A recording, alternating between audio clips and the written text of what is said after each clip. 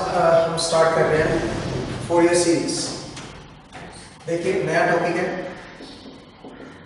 Fourier series. इस chapter में मैं बता दूं कि क्या आप क्या पढ़ने वाले हो, ठीक है जी, और क्या क्या इस चैप्टर में आने वाला है वो सब मैं आपको बता दूं। जरा देखिए फोरियर सीरीज में आप ये बेसिकली इनडायरेक्ट वे से बहुत सारी जगह पे आपके पास है, आपको सीखने को मिलेगा इसमें कुछ बहुत कुछ डायरेक्टली और इनडायरेक्टली। जरा देखिए कैसे। इसमें आप हार्मोनिक्स के बारे में पढ़ोगे। हार्मोनिक्स जो इलेक्ट्रिकल के स्टूडेंट्स हैं जनरली वो हार्मोनिक्स को फेस करते हैं तो उनमें उनको प्रॉब्लम्स आती हैं, तो आप इस चैप्टर में हार्मोनिक्स को पढ़ोगे। दूसरा, इसमें आपको मैं इसके लास्ट हिस्से में आपको travelling wave and standing wave में बताऊंगा। Travelling wave, standing wave, travelling wave and standing wave, इसके बारे में भी डिस्कस करूंगा मैं, क्योंकि बेसिकली वेव्स पे ही है ये सारा, ठीक है। तो मैं travelling wave and standing wave भी आपको डिस्कस करूंगा। हालांकि इस चैप्टर का हिस्सा नहीं है, इसके साथ कोई लेना देना नहीं है इसका, बट फिर भी मैं इसको डिस्कस करूंगा। दूसरा, ट्रैवलिंग वेव कह सकते हो या फिर रोटेटिंग वेव। एक ही चीज है, दोनों तरह देखिए कैसे मैं इनको रिलेट करूंगा, ठीक है। Harmonics, travelling wave, standing wave या फिर रोटेटिंग वेव, मैं ये देखूंगा, एक ही चीज है भैया, ठीक है। दूसरा, हार्मोनिक्स में आपके टाइम हार्मोनिक्स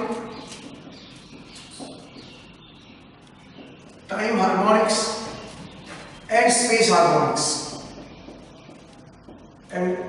हार्मोनिक्स, मुझे ये भी डिस्कस करना है। Time harmonic and space harmonics ये भी डिस्कस करना है। बाकी जो कन्वेंशनल फोरियर सीरीज है, ठीक है, वो तो हमें पढ़ना ही है, बिकॉज जो आपके सिलेबस में है वो तो हम पढ़ेंगे ही, बट ये मेन टॉपिक है जो फोकस रहेगा, जिनका मेरा जो फोकस रहेगा, बिकॉज ये आगे भी यूज होने वाला है। Travelling wave, standing wave electronics में भी आएगा, ये ट्रांसमिशन लाइन्स में, ठीक है जी। तो आपको थोड़ा अच्छा पढ़ना पड़ेगा इसको। दूसरा, टाइम हार्मोनिक्स, स्पेस हार्मोनिक्स, ये इलेक्ट्रिकल में पूछे जाते हैं, तो मैं इनको फोरियर के साथ रिलेट करूंगा, ठीक है जी। रोटेटिंग वेव, ये आपकी एक तरह से रोटेटिंग फील्ड थ्योरी जो आप पढ़ते हो इलेक्ट्रिकल स्टूडेंट्स, ठीक है, मशीन्स में, तो वो उसमें हेल्प करेगा। चलिए तो स्टार्ट करें फोरियर सीरीज को। देखिए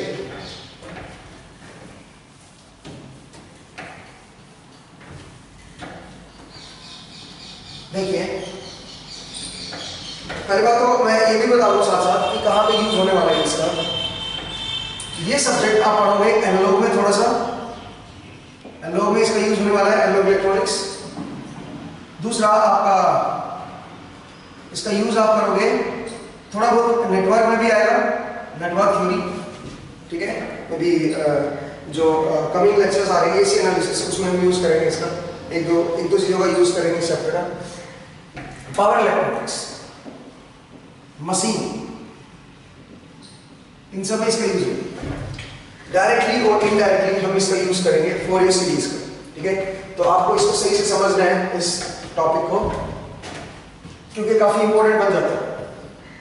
चलिए तो स्टार्ट करते हैं फोरियर सीरीज को, ठीक है। क्या कहता है देखिए, फोरियर ने बोला कि कोई भी पीरियोडिक सिग्नल है एफ टी पीरियोडिक होना चाहिए।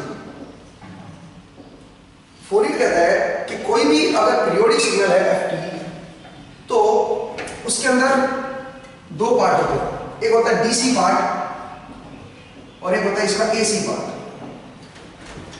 एक होता है इसके अंदर डीसी पार्ट और एक होता है इसके अंदर एसी पार्ट। फोरियर ने बोला कि कोई भी पीरियोडिक सिग्नल एफ टी, उसको मैं ब्रेक कर सकता हूं दो पार्ट में, एक डीसी पार्ट और एक एसी पार्ट। जो डीसी पार्ट उन्होंने बताया वो उसको मैं लिख रहा हूं ए नोट से, कांस्टेंट वैल्यू, बिकॉज डीसी जो होता है वो कांस्टेंट वैल्यू होती है, तो डीसी पार्ट को मैं ए नोट से लिख रहा हूं, और जो एसी पार्ट है उसको मैं लिख रहा हूं a n cos of n omega not t n from 1 to infinity plus summation bn sin of n omega naught t n from 1 to infinity, इस तरह से। मतलब AC पार्ट में कोसाइन और साइन टर्म्स दोनों आ गए। अभी n क्या रिप्रेजेंट कर रहा है वो भी मैं बताता हूं। ये है मेरा DC पार्ट और ये मेरा AC पार्ट। फोरियर कहता है कि कोई भी पीरियोडिक सिग्नल ले लो, कोई भी पीरियोडिक सिग्नल ले लो, वो इनसे बाहर नहीं आएगा, इन्हीं चीजों से मिलकर बनता है। ऐसा जरूरी नहीं है कि सारी की सारी टर्म्स आए, ऐसा बिल्कुल जरूरी नहीं है, बट होगा इनमें से। अब ये n क्या रिप्रेजेंट कर रहा है? अगर मैं इसको ओपन करके देखूं तो जरा देखो क्या है, और मैं उस पर बिलीव करके चल रहा हूं, ठीक है, उस पर बिलीव करके चल रहा हूं। मैं इसको ये नहीं बता रहा कि कहां से उन्होंने ये कैसे उनके दिमाग में आई, बट द थिंग इज मैं इसको बिलीव करके चल रहा हूं, यहां से मैं स्टार्ट कर रहा हूं, ठीक है। देखिए, हालांकि सिग्नल एंड सिस्टम का पार्ट है, बट इसमें हम लोग इसको पहले अपलोड कर रहे हैं बिकॉज इसमें जरूरत नहीं है पिछले हिस्से की, ठीक है जी, इसलिए इसको पहले थोड़ा सा अपलोड कर रहे हैं बिकॉज इसकी जरूरत अभी जो मैं नेटवर्क के लेक्चर्स जो अपलोड कर रहे हैं हम लोग, या फिर हम जो आपको मशीन के अभी थोड़ा सा अपलोड करेंगे तो उनमें आपको उनकी जरूरत पड़ेगी, ठीक है जी। जरा देखिए, अगर मैं इसको ओपन करूं तो ये क्या चीज है? अगर मैं इसको ओपन करूं तो ये बनेगा a0 plus a1 cos of omega naught t plus a2 cos of 2 omega naught t plus a3 cos of 3 omega naught t plus up to infinity and b1 sin of omega naught t plus b2 sin of 2 omega naught t b3 sin of 3 omega naught t plus इस तरह के term बनते हैं। तो sine terms है up to infinite and sine terms है up to infinite. अब question ये उठता है कि ये क्या है? n को मैंने बदला ना, n को बदला तभी तो साइन टर्म्स आई, और n को बदला तभी साइन टर्म्स आई। n के मैंने इंक्रीज करता गया 1 2 3 4। तो यहां पे देखो ये जो 1 2 3 4 है, ये क्या चीज है? ओमेगा नॉट एक फ्रीक्वेंसी है, 2 ओमेगा नॉट इसकी डबल फ्रीक्वेंसी है, 3 ओमेगा नॉट इसकी 3 टाइम्स हो गया फ्रीक्वेंसी। इसका मतलब क्या है? इनमें कोई फर्क नहीं है कोसाइन टर्म्स में, सारी कोसाइन है, इनमें सिर्फ फ्रीक्वेंसी का टर्म है, सिर्फ फ्रीक्वेंसी का टर्म है। इसकी फ्रीक्वेंसी ओमेगा नॉट है, इसकी 2 ओमेगा नॉट, इसकी 3 ओमेगा नॉट। इसका मतलब मैं इनको बोलूंगा हार्मोनिक्स, ये मेरे हार्मोनिक्स, ये सेकंड हार्मोनिक, थर्ड हार्मोनिक, ये फंडामेंटल। इसकी फ्रीक्वेंसी ओमेगा नॉट क्या होता है? जैसे मान लीजिए मेरे पास कोई सिग्नल है, ओमेगा नॉट नहीं समझाता हूं मैं सिग्नल क्या है। मान लीजिए ये मेरे पास कोई एफटी सिग्नल है, ठीक है जी, ये मेरे पास कोई एफटी सिग्नल है 0 1 2 3, ये एम्पलीट्यूड है a और ये एम्पलीट्यूड है माइनस, ठीक है जी। इस तरह का मेरे पास कोई एफटी सिग्नल है, टाइम इन सेकंड्स।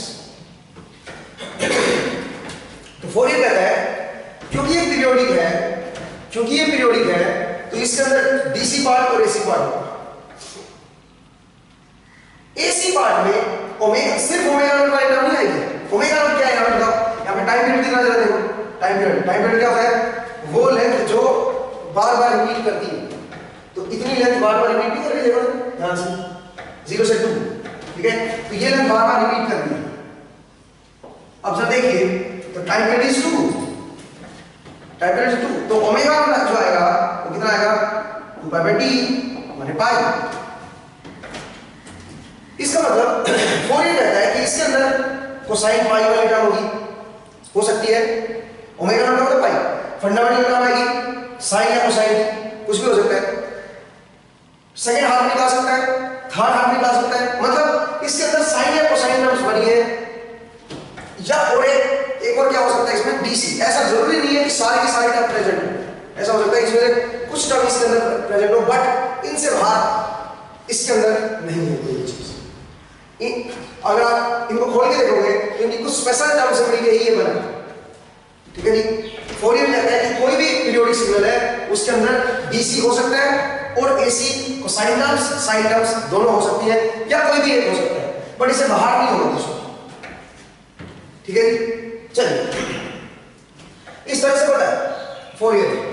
और ओमेगा नॉट क्या है? जो इसका पीरियड है उससे फंडामेंटल फ्रीक्वेंसी चाहिए ओमेगा नॉट। ये क्या है? सेकंड हार्मोनिक, 2 ओमेगा नॉट को बोलते हैं सेकंड हार्मोनिक, 3 ओमेगा नॉट को थर्ड हार्मोनिक। फ्रीक्वेंसी के इंटीजर मल्टीपल को हम क्या बोलते हैं? हार्मोनिक्स। तो यहां पे n क्या रिप्रेजेंट कर रहा है? n की वैल्यू 1 रखोगे तो फंडामेंटल, n की वैल्यू 2 रखोगे तो सेकंड हार्मोनिक, 3 रखोगे तो थर्ड हार्मोनिक। इसका मतलब n क्या है basically, n represents harmonics. n क्या रिप्रेजेंट कर रहा है, हार्मोनिक्स। n आपको हार्मोनिक रिप्रेजेंट कर रहा है, ठीक है भाई, हार्मोनिक्स रिप्रेजेंट कर रहा है। अब क्वेश्चन उठता है कि जो ये हार्मोनिक आ रहे हैं इसके अंदर, second harmonic, third harmonic, fourth harmonic, इनका नुकसान है कि इनका फायदा है इस वे में होना? इनका नुकसान भी है और इनका फायदा भी है, सही बताऊं, ठीक है। वो हम पूरे चैप्टर में देखेंगे कि कैसे हम इसको ऐसे मतलब फायदा किस तरह से और नुकसान किस तरह से, दोनों तरफ से इसको समझेंगे। बट एक और चीज खड़ी हो जाती है यहाँ पे, एक और चीज हमें दिक्कत देना शुरू कर देती है, और वो है इनका एम्पलीट्यूड। जो फंडामेंटल हार्मोनिक आएगा उसका क्या एम्पलीट्यूड होगा, सेकंड हार्मोनिक का क्या एम्पलीट्यूड होगा, थर्ड हार्मोनिक का क्या होगा, ऐसे साइन टर्म्स में एम्पलीट्यूड क्या होगा। अब ये मतलब an और bn निकालना। an जो है ये क्या है, nth हार्मोनिक का, ये n सब्सक्रिप्ट n लगाना, n क्या रिप्रेजेंट कर रहा है, हार्मोनिक। तो nth हार्मोनिक कोसाइन टर्म्स का कितना एम्पलीट्यूड है, वो है an। और bn क्या है, nth हार्मोनिक साइन टर्म्स का कितना एम्पलीट्यूड है, वो है मेरा bn, ठीक है जी। ये an है और ये bn, nth हार्मोनिक का एम्पलीट्यूड। अब हमें ये एम्पलीट्यूड निकालना पड़ेगा, और a नॉट है dc, dc की क्या वैल्यू आएगी, dc टर्म कितनी होती है, उसकी वैल्यू हमें फाइंड करनी पड़ेगी, ठीक है। तो सबसे पहला टॉपिक है हमारा calculation of a not, an and bn। और a not, an and bn क्या रिप्रेजेंट कर रहे हैं, amplitude of the harmonics, nth harmonics, ठीक है, समझ आ गई। तो चलिए इनको सबसे पहले कैलकुलेट करते हैं। मैं इसमें यकीन करके चल रहा हूं कि फोरियर जो कहता है वो सही है, और बाद में हम इसको प्रूव भी कर लेंगे एक्सपेरिमेंटली, ठीक है, कि इन्होंने सही कहा, ठीक है। फिलहाल आप ऐसा मान लीजिए। चलिए अब निकालते हैं a and b and a note calculation देंगे, लेकिन उससे पहले थोड़ा सा आपको मैथमेटिक्स सीखना पड़ेगा। चलिए मैं थोड़ा सा आपको मैथमेटिक्स के बारे में एक्सप्लेन कर दूं, देखिएगा।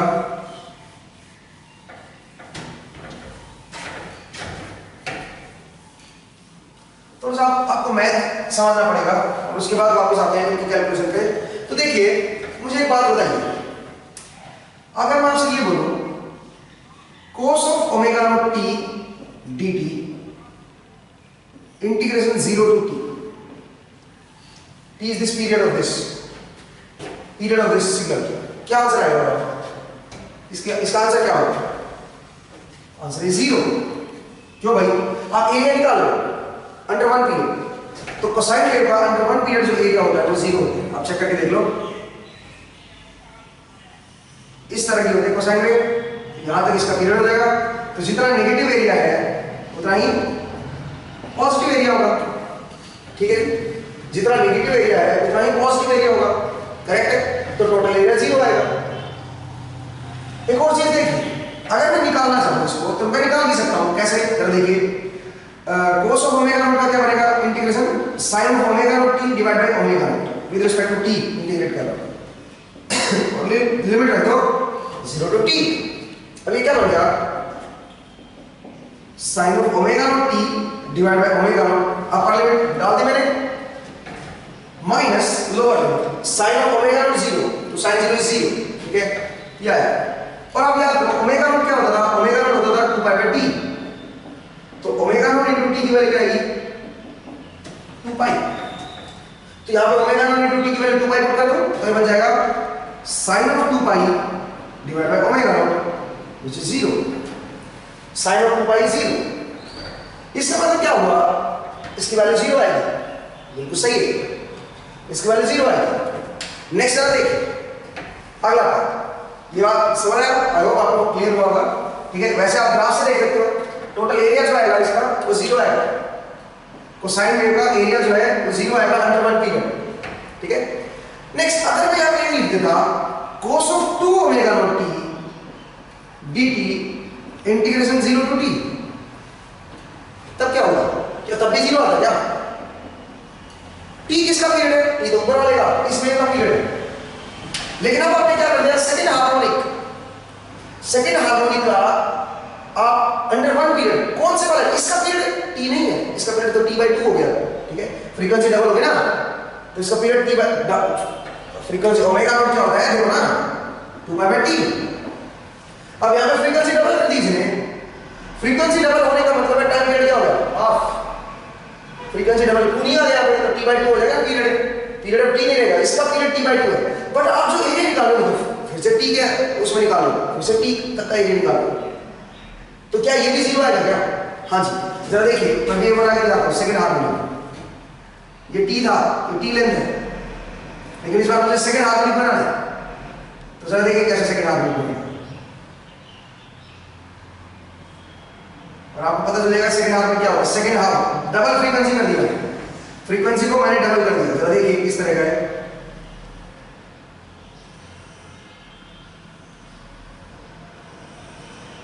ये लीजिए, ये मेरा सेकंड हार्मोनिक वेव है, ये वेव मेरी सेकंड हार्मोनिक को रिप्रेजेंट कर रही है। मतलब इसमें एक टाइम पीरियड तक एक साइकिल पूरा होता था पूरा, यहाँ पे 2 हो रहे होंगे।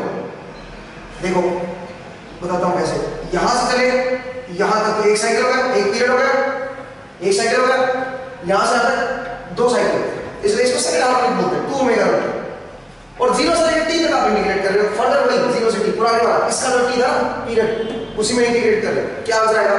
अगेन 0। क्यों? जरा देखो जितना पॉजिटिव एरिया है ये एरिया और ये एरिया कैंसिल आउट कर गया, ठीक है, जितना पॉजिटिव उतना नेगेटिव। अब जरा देखो ये नेगेटिव है और जितना ये नेगेटिव है उतना ऊपर क्या है, ये दोनों मिल गए पॉजिटिव। अगेन 0। इसका मतलब मैं ये लिख सकता हूं cos of n omega not t dt integration 0 to t is equal to 0। n की कोई भी इंटीजर वैल्यू रख लो, आंसर 0 ही आएगा। और वैसे आप कुछ सोचो, अगर मैं बोलूं cos of omega not t, cos of 2 omega not t, cos of 3 omega not t, अगर इसका पीरियड t है, अगर इसका पीरियड t है, पीरियड इज t और t की वैल्यू है 2 पाई ओमेगा नॉट, क्योंकि t की वैल्यू 2 पाई ओमेगा नॉट आएगी, यहां से देख लो ना, t की वैल्यू 2 पाई ओमेगा नॉट, तो इसका जो पीरियड आएगा वो कितना आएगा? इसका जो पीरियड आएगा t1 वो आएगा 2 पाई बाई 2 ओमेगा नॉट, मतलब पाई बाई ओमेगा नॉट। इसका जो इसका टाइम पीरियड है उसका हाफ हो गया, सीधी बात, इसका 1/3 हो जाएगा इसका। बट अगर इसका टाइम पीरियड t है तो इसका टाइम पीरियड भी t होगा, लेकिन वो फंडामेंटल पीरियड नहीं होगा। इसका फंडामेंटल पीरियड क्या होता है? वो स्मॉलेस्ट लेंथ जो रिपीट करती है वो होता है फंडामेंटल पीरियड। बट मैं तो टाइम पीरियड की बात कर रहा हूं ना, तो टाइम पीरियड अगर इसका t है तो इसका भी t होगा। जरा देखिए कैसे, देखिए फंडामेंटल नहीं होगा, लेकिन ध्यान रखना फंडामेंटल पीरियड की बात करोगे तो t/2 ही आएगा, फंडामेंटल पीरियड की बात करोगे तो t/2 आएगा। जरा देखिए मैं ये कहना चाहता हूं, इसके लिए मैं क्या कहना चाहता हूं, कोई भी वेव ऐसे समझो, ऐसे कोई वेव इतनी लेंथ, ये स्मॉलेस्ट लेंथ है जो रिपीट कर रही है, ये स्मॉलेस्ट लेंथ है जो रिपीट कर रही है, क्या करते हैं, तो ये इसका फंडामेंटल पीरियड है। बट क्या इसका ये पीरियड नहीं है? ये भी तो पीरियड है, बट ये फंडामेंटल नहीं है। ये लेंथ जो रिपीट कर रही है, देखो इतनी, कितना डब्बा ले लो, कितना बॉक्स ले लो, बार-बार रिपीट करेगा ये बॉक्स, तो इसका मतलब ये भी तो पीरियड है।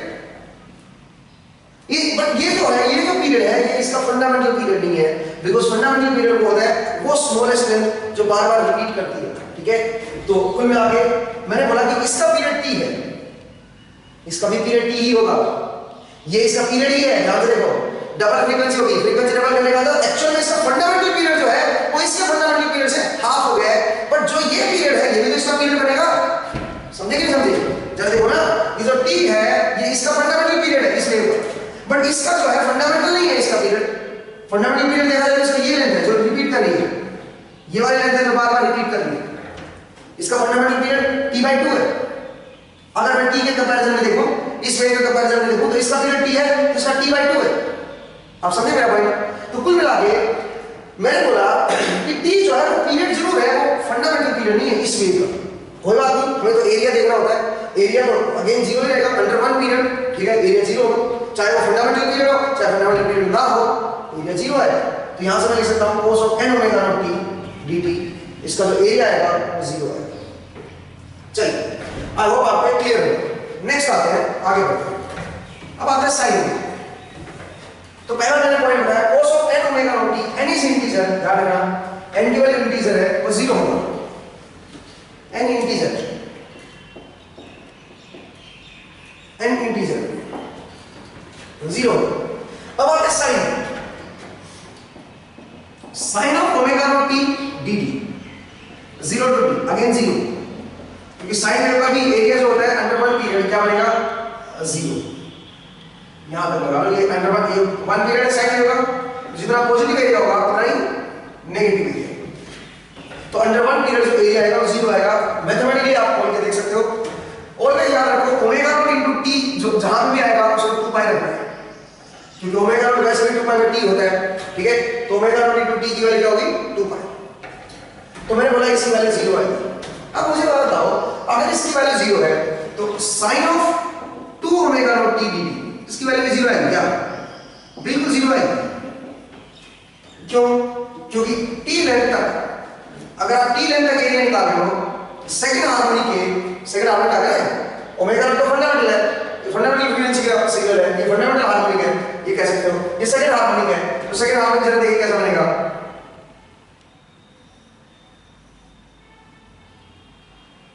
सेकंड हार्मोनिक का जरा देखिए कैसा बनेगा। थोड़ा सा यार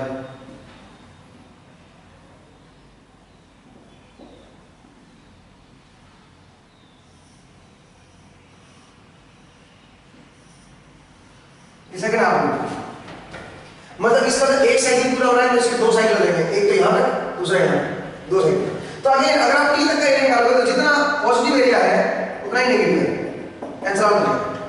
total area is again zero, ठीक है। तो यहाँ से मैं ये लिख सकता हूँ sine of n omega not t dt 0 to t is equal to 0। n की वैल्यू कोई भी इंटीजर है, तो जैसे कोस में था वैसे ही साइन होंगे, ठीक है जी। आयो आपको समझ आएगी, n इज इंटीजर। और अगर किसी को दिक्कत है वैसे सोल्व करके देख लो, इंटीग्रेशन तो सबको आता ही है, वैसे सोल्व करके देख लो जीरो ही आएगा, ठीक है। इसको वैसे सोल्व करके देख लो जीरो ही आएगा, मैंने वैसे समझा दिया, ठीक है। इसकी वैल्यू जीरो ही आएगी, मैंने ग्राफिकली इसको एक्सप्लेन किया, ठीक है। नेक्स्ट जरा देखिए, आगे बढ़ते हैं, नेक्स्ट जरा देखिए, आगे थोड़ा सा चलते हैं, ठीक है। तो मैंने 2 टर्म बताई होगा, अब 2-4 टर्म और देखते हैं थोड़ी सी और फिर आगे बढ़ेंगे। देखिएगा 1-2 टर्म और देखते हैं। मुझे ये बताइए अगर मैं आपसे बोलूं sine of n omega not t into cos of m omega naught dt 0 to t, इसका क्या आंसर है? t is the fundamental period, तो n जो है n की वैल्यू इंटीजर है और greater than 1 greater than equal to 1 हो सकती है, n भी ऐसा ही कुछ, ठीक है जी। हाँ तो बताइए इसकी वैल्यू क्या है? अब बोलो sir t is the fundamental period, अगर t मेरा फंडामेंटल पीरियड है तो इसका मतलब ये इस वेव का पीरियड है या इस वेव का पीरियड है, फंडामेंटल पीरियड तो इसी वेव का होगा ना। इसका मतलब ये है कि ये जो t है ये पीरियड होगा sine of 2 omega not t का भी, sine of 3 omega not t का भी, sine of 4 omega not t का भी, सबका पीरियड होगा t। हाँ इनका इसका फंडामेंटल है बट इसका इनका फंडामेंटल नहीं रहेगा, फंडामेंटल सिर्फ इसका रहेगा, समझे। बट रहेगा इनका पीरियड, पीरियड जरूर रहेगा इनका, इतनी लेंथ के बाद रिपीट करेंगे सारी में, बट वो फंडामेंटल नहीं रहेगा। तो कोई बात नहीं, हमें क्या लेते हैं उससे, पीरियड तो है और एक पीरियड में मुझे इसका एरिया बता दो। तो जरा देखिए कैसे निकालते हैं, देखिए इसके बारे में कैसे निकालते हैं। आप 2 से डिवाइड करो, 2 से मल्टीप्लाई करो, ठीक है जी। 2 से डिवाइड किया, 2 से मल्टीप्लाई करो, अब बताओ क्या बना ये बन गया 1/2 integration 0 to t 2 sin a into cos b। सो क्या लिखता हूं sin of a plus b plus sin of a minus b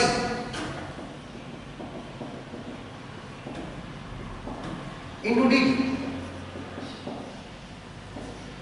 क्या कहते हैं sin of a plus b plus sin of a minus b, I think यही आएगा 2 sin into cos b। अच्छा अब ये क्या बन गया, ये बन गया 1/2 0 to t sin of n plus n omega not t dt plus integration 1/2 मैंने दोनों के साथ लिख दिया 0 to t sin of n minus n omega not t dt। सही है।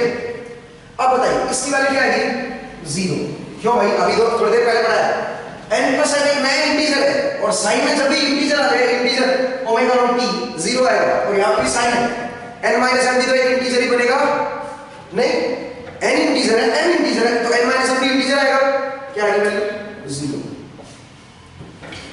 तो इसका मतलब इसकी वैल्यू क्या आएगी पूरे की 0। Sine of n omega not t into cos of m omega not t, इसकी वैल्यू 0 आएगी। तो 3 पॉइंट हो गए, ठीक है, 3 पॉइंट हो गए, मैं रब कर रहा हूं, ठीक है, मैंने आपको 3 पॉइंट समझाया। चलिए इसको रब कर देते हैं, ठीक है जी। अब जरा देखिए एक और पॉइंट है, वो भी जरा देख रहे हैं। बेसिकली 2 पॉइंट हो रहे हैं, तो उनको जरा दोनों को देख लेते हैं, फिर वापस 48 पे आते हैं। देखिए अगर मैं आपसे ये बोलूं, अगर मैं आपसे ये बोलूं कि sine of n omega not t into sine of m omega not t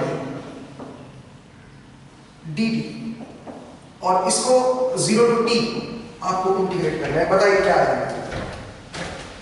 sine of n omega not t into sine of m omega not t, again क्या करेंगे बताओ जरा, 2 से डिवाइड करेंगे, 2 से मल्टीप्लाई करेंगे, और इसको क्या लिखेंगे बताओ जरा, 1/2 तो मेरे अंदर बाहर आ गया, अंदर क्या बताओ जरा, ये बनेगा 0 to t 2 sin into sin t, क्या बनेगा ये बताओ जरा, ये बनेगा cos of a minus b, cos of a minus b minus cos of a plus b, cos of a minus b minus cos of a plus b dt, ठीक है जी। किस तरह का cos of a minus b minus cos of a plus b into dt, इस तरह का बनेगा। Check करके देखो, आई थिंक यही आएगा, ठीक है। अब सुनिए यहाँ पर थोड़ी सी चीजें बदल जाएंगी, देखते कैसे। आपको लग रहा है कि सर यहाँ पर भी 0 आंसर आ रहा था बिकॉज cos में भी आपने पढ़ा था, लेकिन जरा रुकिए, यहाँ पर थोड़ा सा बदल गया। इसको अगर मैं अलग अलग करूँ तो 1/2 0 टू d, आप ये चेक कर लें ये मिस्टेक ना हो, ठीक है। cos of n minus m omega not t dt minus 1/2 0 to t cos of n plus m omega not t, ये बनेगा। कोई दिक्कत है आप पूछ सकते हैं, इस तरह का मेरे पास बन गया। अब आगे बढ़ो, अब नेक्स्ट देखिए इसकी वैल्यू क्या आएगी और इसकी वैल्यू क्या आएगी। n एक इंटीजर है, m एक इंटीजर है और पॉजिटिव इंटीजर है। n की वैल्यू 0 से, क्योंकि देखो पॉजिटिव रखना जरूरी है ना, हार्मोनिक तो पॉजिटिव ही होता है ना, नेगेटिव हार्मोनिक थोड़ा आएगा। n एक पॉजिटिव इंटीजर है, m भी एक पॉजिटिव इंटीजर है, ये 0 आएगा। क्यों? n की वैल्यू को पॉजिटिव इंटीजर ले लो, n की वैल्यू को पॉजिटिव इंटीजर ले लो, ये एक पॉजिटिव इंटीजर बनेगा और cos positive integer into omega naught t dt। अभी थोड़ी देर पहले आपने देखा था, आपने पढ़ा था अभी cos of n omega not t, ये पढ़ा था आपने 0 टू t और 0 था। तो यहां पे n की जगह पे n प्लस m आ गया, ये भी तो एक इंटीजर ही है, तो दो इंटीजर का समय इंटीजर तो आएगा, इसकी वैल्यू क्या आएगी 0 आएगा। बट क्या ये भी 0 आएगा? ये 0 नहीं आएगा, एक केस में 0 नहीं आएगा। कौन से केस में? जब n और m की वैल्यू क्या हो जाए बराबर। If n is equal to m, अगर n और m बराबर हो गए, ये क्या बनेगा? ये बनेगा 0 और cos 0 क्या होता है 1, और 1 को अगर मैं इंटीग्रेट करूं 0 से t और बाहर हाफ है, तो आंसर क्या आएगा t/2। If n is equal to m then this will be equal to half t। हां, n और m बराबर है तो ये कोई फर्क नहीं पड़ेगा, ये तो नया इंटीजर ही बनेगा। बट इसमें जो है अगर आप इसको सोल्व करोगे तो t/2 बनेगा। क्यों? क्योंकि अगर n और m बराबर है तो cos 0 बनेगा। आप बोलोगे सर यहां पर आपने कंसीडर नहीं किया, बिल्कुल करना चाहिए था यहां पर कंसीडर। n की वैल्यू 0, अगर n की वैल्यू यहां पर 0, इंटीजर जो भी आपने integer coefficient omega naught t का, ओमेगा नॉट t का जो भी कोएफिशिएंट है, अगर वो 0 हो जाए, अगर वो 0 हो जाए तो 0 नहीं बनेगा। फिर साइन में ओमेगा 0 बनेगा। साइन में अगर है मान लीजिए ऐसा, sine of n omega not t, sine में तो चाहे 0 चाहे कोई भी इंटीजर वैल्यू 1 2 3 4 पॉजिटिव इंटीजर कोई भी ऑलवेज 0 बनेगा। बट cos में ऐसा नहीं है। cos में क्या होता है, अगर n की वैल्यू 0 होगी तो ऑलवेज ये t बनेगा 0, क्योंकि अंदर 1 बन जाएगा। cos 0 इज 1, cos 0 1 होगा तो 0 से इंटीग्रेट करोगे तो t आंसर आएगा, तो इसमें वैल्यू हो जाएगी t। ठीक है जी, n इक्वल टू 0 के कोरस्पॉन्डिंग इसकी वैल्यू आंसर आएगा t। आप बोलो सर यहां पे तो यही केस बनेगा, जब n equal to minus m हो जाए तो ये भी तो 0 बन जाएगा, तब इसमें 0 होना चाहिए, तब इसकी वैल्यू t/2 होनी चाहिए। बताओ नहीं, n equal to minus m लेंगे नहीं। क्यों? क्योंकि एक पॉजिटिव और एक नेगेटिव इंटीजर, ये नहीं हो सकता। हार्मोनिक ऑलवेज पॉजिटिव होते हैं, हार्मोनिक पॉजिटिव होते हैं। n और m दोनों को क्या लेना है आपको, n और m दोनों को आपको पॉजिटिव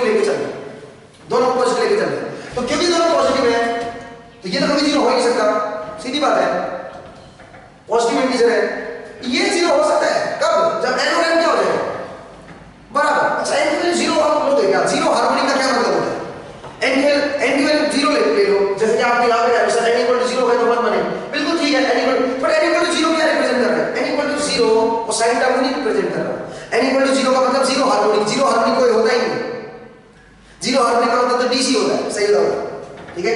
तो इसका जीरो तो हम लेंगे ही ना, इस केस में जीरो नहीं लेंगे, और y के केस में n और n की वैल्यू जीरो लेंगे, जीरो से बड़ी लेंगे, पॉजिटिव इंटीजर लेके चलेंगे, n की वैल्यू 1 से इंफिनिटी, जीरो से इंफिनिटी नहीं। अगर आपको मैंने फोरियर में भी जो लिखा था वो भी लिखा था cos of n ओमेगा और t n from 1 to infinity, not 0 to infinity। अगर 0 लिख दिया कर दीजिए तो 1 to infinity कर दीजिए, ठीक है भाई, 1 to infinity, ऐसे साइन टर्म्स की 1 to infinity, n की वैल्यू 1 से स्टार्ट होगी। अगर n की वैल्यू 1 से इंफिनिटी और n की वैल्यू भी 1 से इंफिनिटी है तो ये तो एक पॉजिटिव इंटीजर आएगा, ऑलवेज 0, ये भी ऑलवेज 0 क्योंकि n पॉजिटिव है। बट यहां पर n और n दोनों पॉजिटिव है, तो ऐसा भी तो पॉसिबल हो सकता है कि n और n बराबर आ जाए, तो उस केस में क्या बनेगा, cos 0 की वैल्यू 1 और 1 को इंटीग्रेट करोगे तो t और हाफ बाहर है, आंसर इज t/2 आंसर आएगा अगर n और n क्या हो जाए बराबर, ठीक है जी। नेक्स्ट वाला देखिए, अगला केस, तो ध्यान रखिए इसका जो आंसर आएगा, मैं इसका आंसर लिख देता हूं, इसका जो आंसर आएगा वो आएगा t/2, ठीक है, इसका t/2 आएगा अगर n और n क्या है बराबर, अगर n और n बराबर नहीं है तो 0 आएगा, तो आप इसका आंसर लिख लो 0 if n is not equal to n, क्योंकि अगर n और n बराबर नहीं है तो साइन को ये वाला जो कोसाइन था आगे वाला वो भी एक इंटीजर आएगा उसमें भी, और आगे वाले कोस में भी इंटीजर आएगा, cos of n minus n omega रो t, इसमें भी एक इंटीजर बनेगा, और cos of n plus n omega रो t, इसमें भी एक इंटीजर बनेगा अगर n और n बराबर नहीं, अगर बराबर है if n is equal to n, अगर n और n बराबर है तो इसका जो आंसर आएगा आपको आएगा t/2 if n is equal to n, ठीक है। अभी थोड़ी देर पहले हमने जस्ट अभी देखा है। चलिए अगला part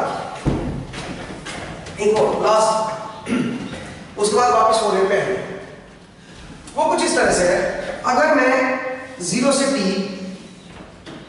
cos of n omega रो t into cos of m omega रो t dt, अगर मैं इसकी वैल्यू पूछूं, इसकी वैल्यू क्या है, अगेन इसको 2 से मल्टीप्लाई कर दो, 2 से डिवाइड कर दो, ठीक है जी।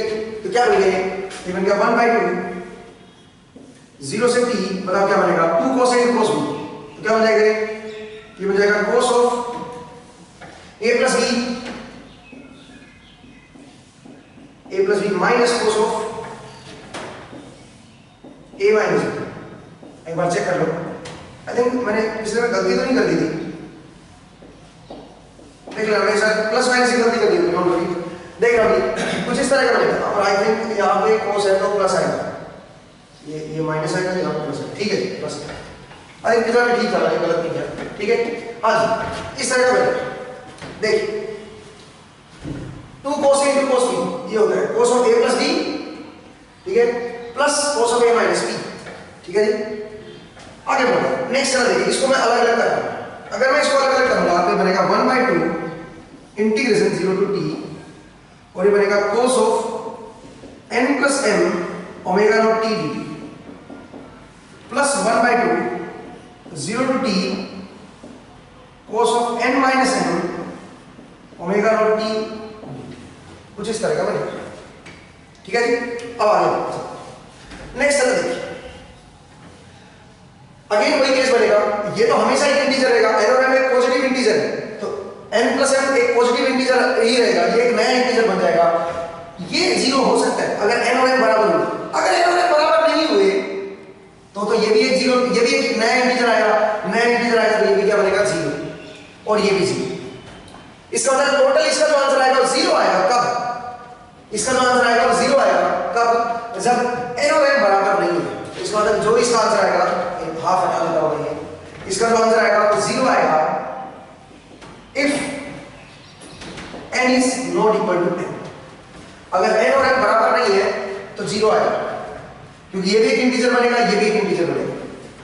बट अगर n और m बराबर है, if n is equal to n, अगर n और m बराबर है तो ये तो एक इंटीजर ही बनेगा, n और m पॉजिटिव इंटीजर है, इसकी वैल्यू 2 ले लो, इसकी वैल्यू भी 2 ले लो, तो 2 और 2 4 बन जाएगा यहाँ पे, तो cos 4 ओमेगा नॉट t 0 होता है अंडर 1 पीरियड, ठीक है।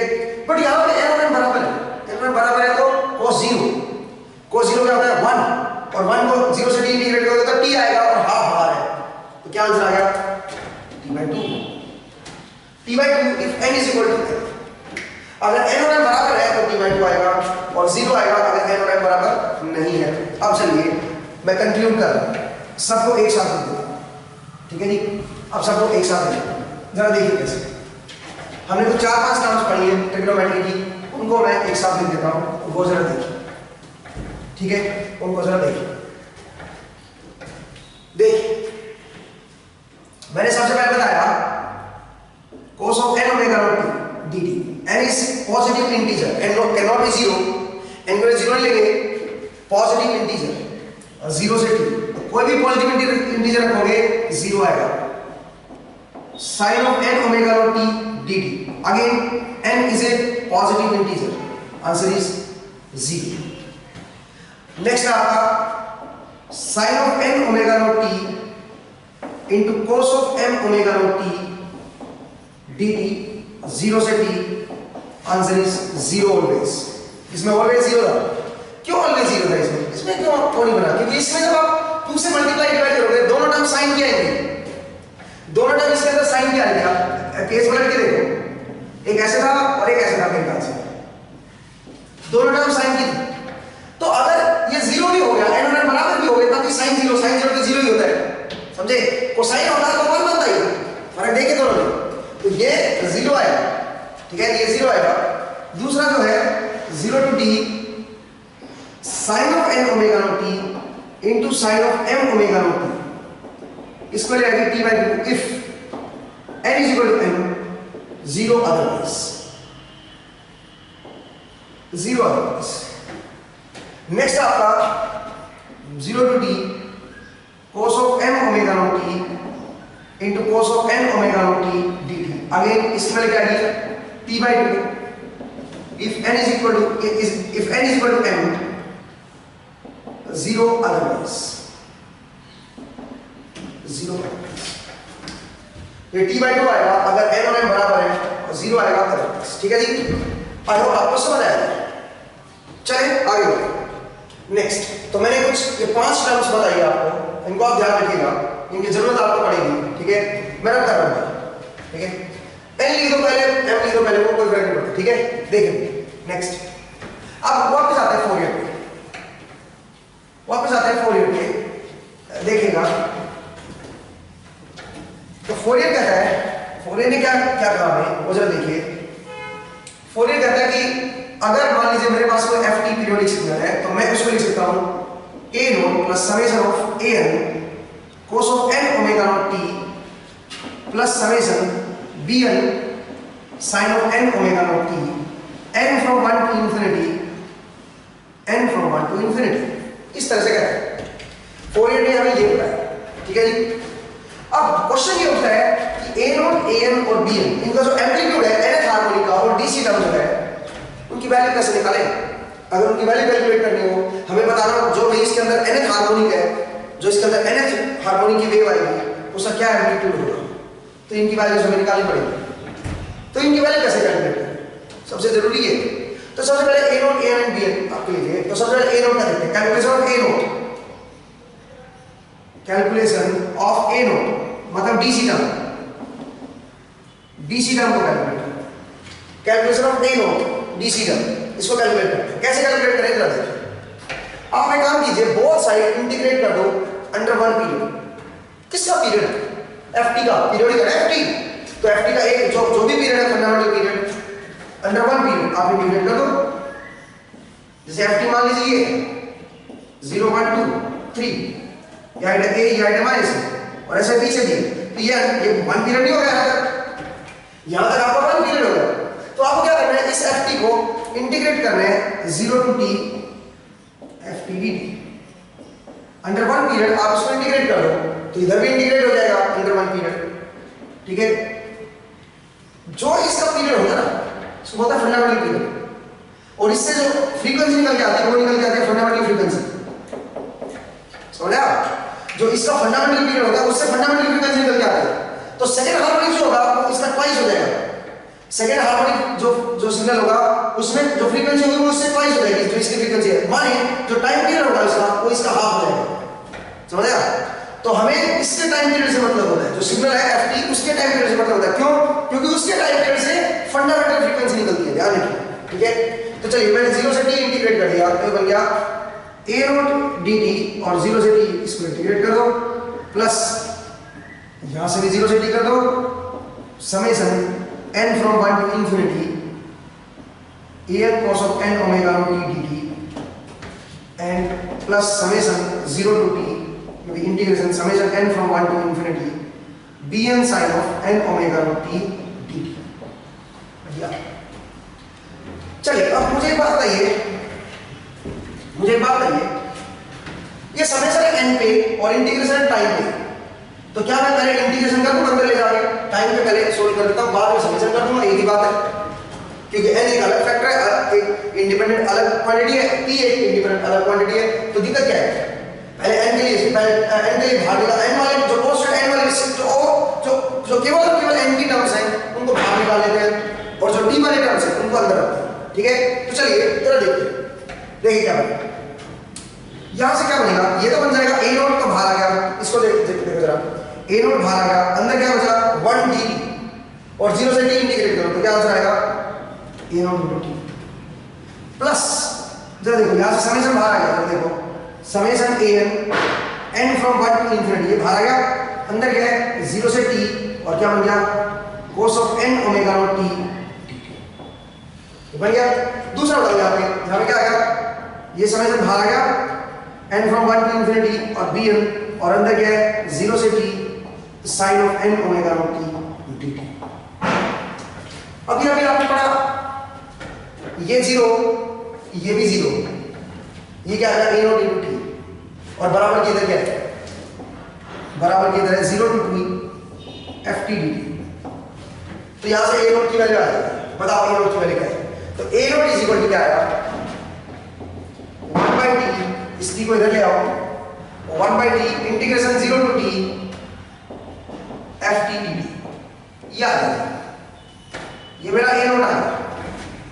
और आप ध्यान से देखो, ये आपको फॉर्मूला कहीं ना कहीं पढ़ा होगा जरूर, कहां पे पढ़ा आपने, एवरेज वैल्यू, एवरेज वैल्यू आप याद है, average area under one period, ft का area under one period divide by time period, ये इस तरीके से हम क्या निकालते हैं डीसी कंपोनेंट, डीसी टर्म, इसी को मैंने डीसी टर्म के नाम दिया होगा, याद होगा, एवरेज आरएमएस का लेक्चर हम अपलोड कर चुके हैं, आप देखिए उसको।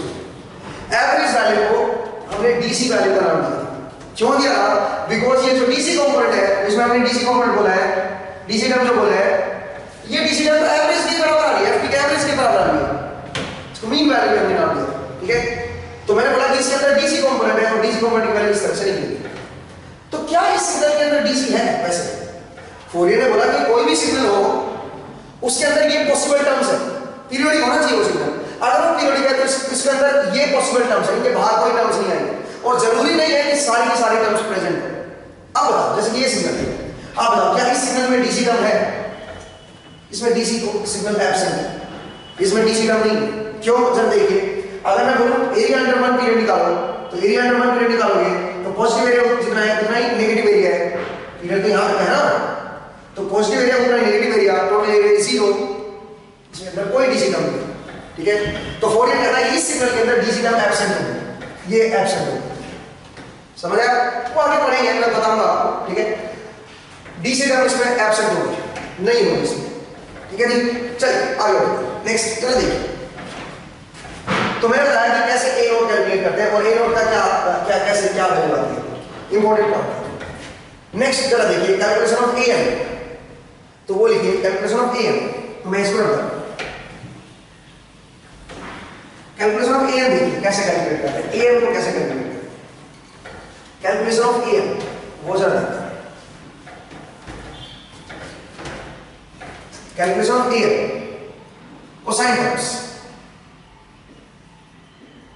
एम्पलीट्यूड ऑफ कोसाइन टर्म्स, ये देखिए कोसाइन टर्म्स का जो एम्पलीट्यूड है उसको देखिए, ठीक है। एन कैसे कैलकुलेट, तो एक काम करता हूं, यहां पे cos m omega not t है, बोथ साइड में cos m omega not t से मल्टीप्लाई कर देगा, जरा देखिए ft into cos of m omega not t, क्योंकि मैं इसको जीरो नहीं बनाना चाहता। अब ये जीरो कब नहीं बनेगा, इसको किसी भी कोसाइन टर्म से या साइन टर्म से या dt से मल्टीप्लाई कर दो, मतलब इंटीग्रेट कर दो, जीरो ही बनेगा ये, करूंगा तो बचने के चांस है इसके, ए एन टर्म्स के बचने के चांस है। तो जरा देखिए f t into cos of m omega not t is equal to a naught into cos of m omega not t plus summation n from 1 to infinity an cos of n omega naught t into cos of m omega naught t plus summation n from 1 to infinity bn sin of n omega naught t into cos of m omega naught t। ये मैंने both side cos of m omega naught t से multiply कर दिया। अब एक काम करता हूं मैं अंडर वन पीरियड इसको इंटीग्रेट कर देता हूं 0 to t dt या और इसको भी अंडर वन पीरियड इंटीग्रेट कर दो, लेकिन जो बाहर निकाल सकते हो उसको बाहर निकाल लो। क्या करें, जो बाहर आ सकता है उसको बाहर निकालो ना, कांस्टेंट। और यहां पे क्या बाहर आ सकता है, ये बाहर आ जाएगा, ये तो बाहर ले लो, वैसे भी बाद में बाहर लेके आओगे, पहले ले लो 0 से t dt, ठीक है। और यहां भी 0 से t dt, ये लो या ठीक है। इस तरह से आप इसको लिखो। अब बताओ ये sin n omega not t into cos n omega not t 2 से मल्टीप्लाई डिवाइड करें तो ऑलवेज 0 आएगा। तो हमने चेक कर चुके हैं sin और cos अगर अलग अलग टर्म है ऑलवेज 0 है, ठीक है। नेक्स्ट है देखिए, अब ये cos of m omega not t ये भी ऑलवेज 0 आएगी अगर अंडर वन पीरियड इंटीग्रेट करें। यहां पे सोचिए n की वैल्यू बदल रही है, ध्यान रखना n की वैल्यू, इसमें m तो नहीं बदल रहा, m तो कांस्टेंट है, n की वैल्यू समय से रखोगे ना, n की वैल्यू 1 रखोगे तो यहां पे a1 बनेगा, यहां पे 1 बन जाएगा 1 ओमेगा नॉट t, यहां पे cos of m omega not t, ये तो फिक्स है m, बट n चेंज हो रहा है ना, n की अलग अलग वैल्यू दे दो, 1 रखो n की वैल्यू, फिर 2 रखो n की, और समय से बढ़ते चले जाओ, 1 रखो 2 रखो फिर 3 रखो फिर 4 रखो फिर 5 रखो फिर 6 रखो 7 रखो, हर एक वैल्यू पे 0 बनेगा। n की वैल्यू 1 पे भी 0, 2 पे भी 0, 3 पे भी 0, क्योंकि प्रोडक्ट है 0 रहेगा अगर n और n बराबर नहीं है। लेकिन एक वैल्यू पे तो इसका हर एक वैल्यू पे 0 बनता चला जाएगा, n की वैल्यू 1 पे भी 0, 2 पे भी 0, तो 0 प्लस 0 प्लस 0 ऐसे जुड़ते चले जाएंगे, क्योंकि समेशन है ना। n की वैल्यू 1 रखो 0, 2 रखा 0, 3 रखा 0, 4 रखा 0, ऐसे 0 जुड़ते चले जाएंगे।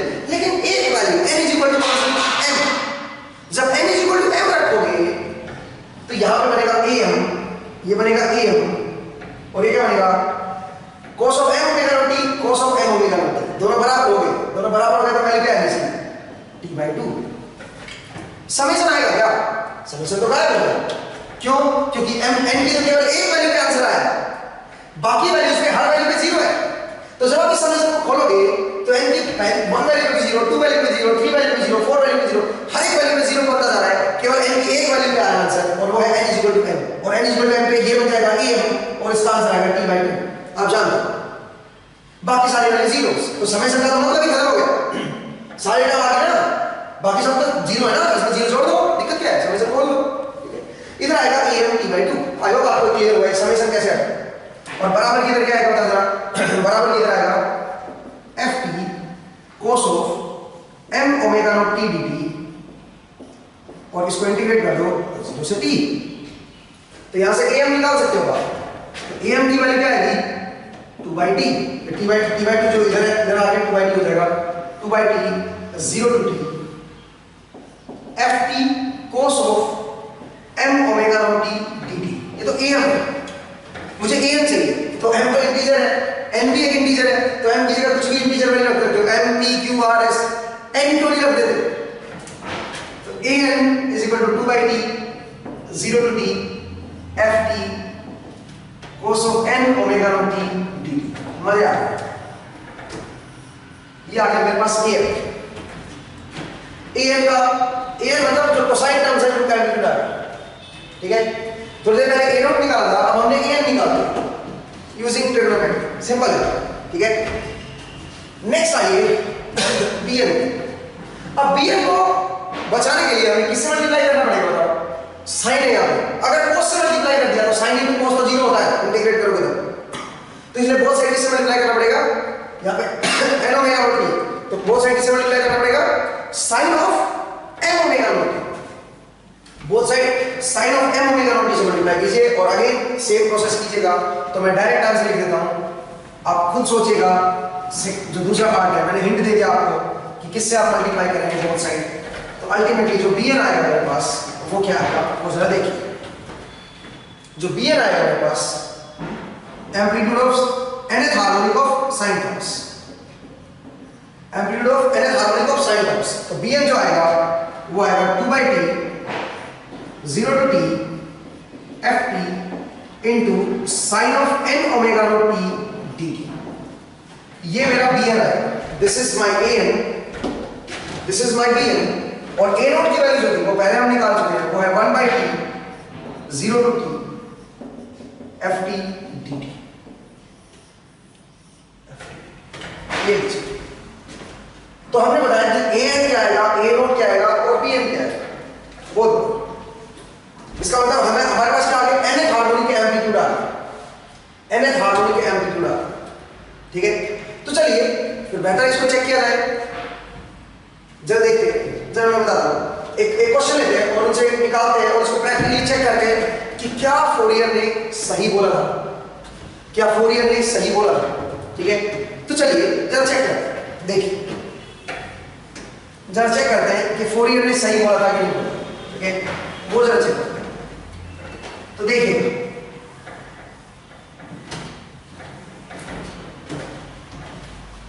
देखिए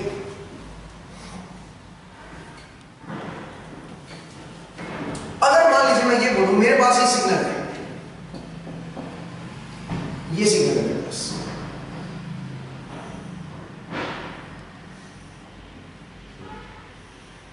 मेरे पास ये सिग्नल, मान लीजिए ये हाइट है ए, ये हाइट है माइनस ए।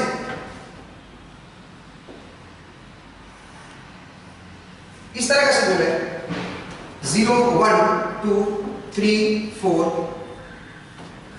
इस तरह का सिग्नल है। आपको पता नहीं इसके अंदर कौन कौन सी टर्म्स प्रेजेंट है, इसको वापस अलग अलग करना है।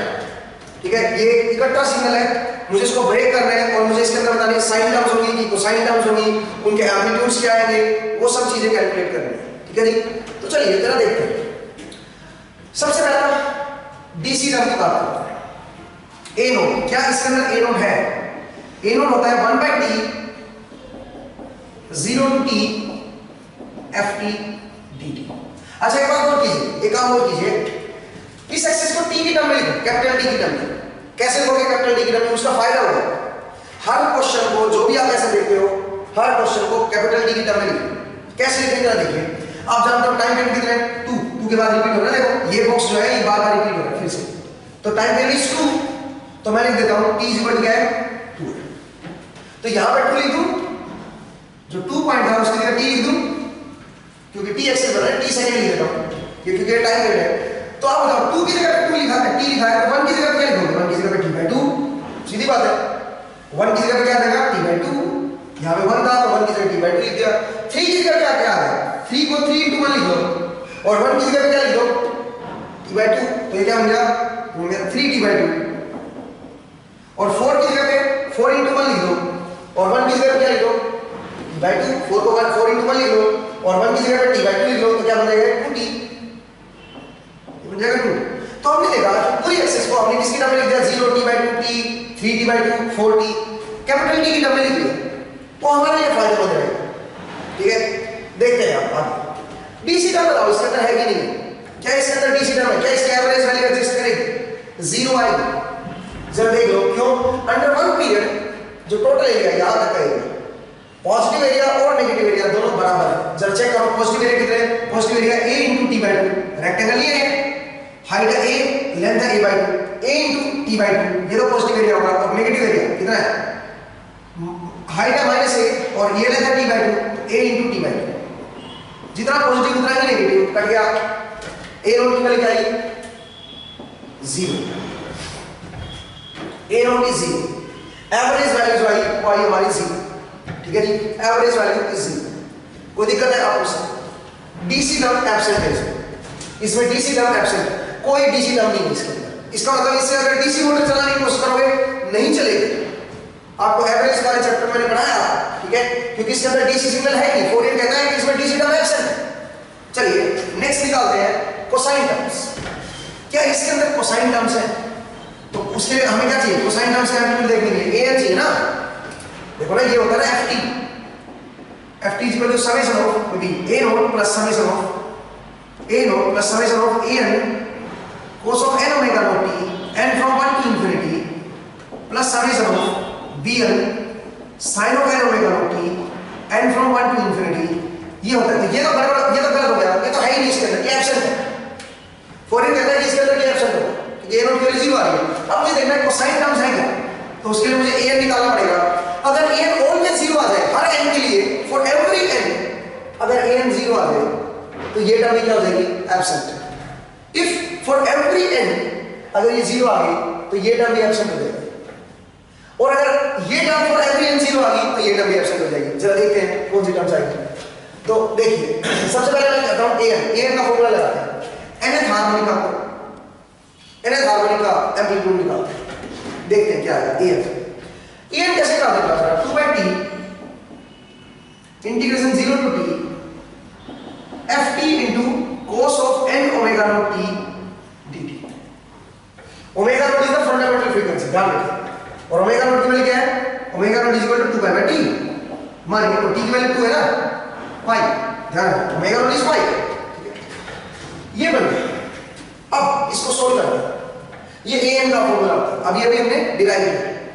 ft की वैल्यू जरा देखिए, ft की वैल्यू a भी है और माइनस a भी है।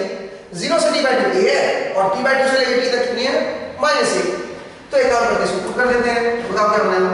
2/t 0 से t/2, बताओ ft की वैल्यू क्या है?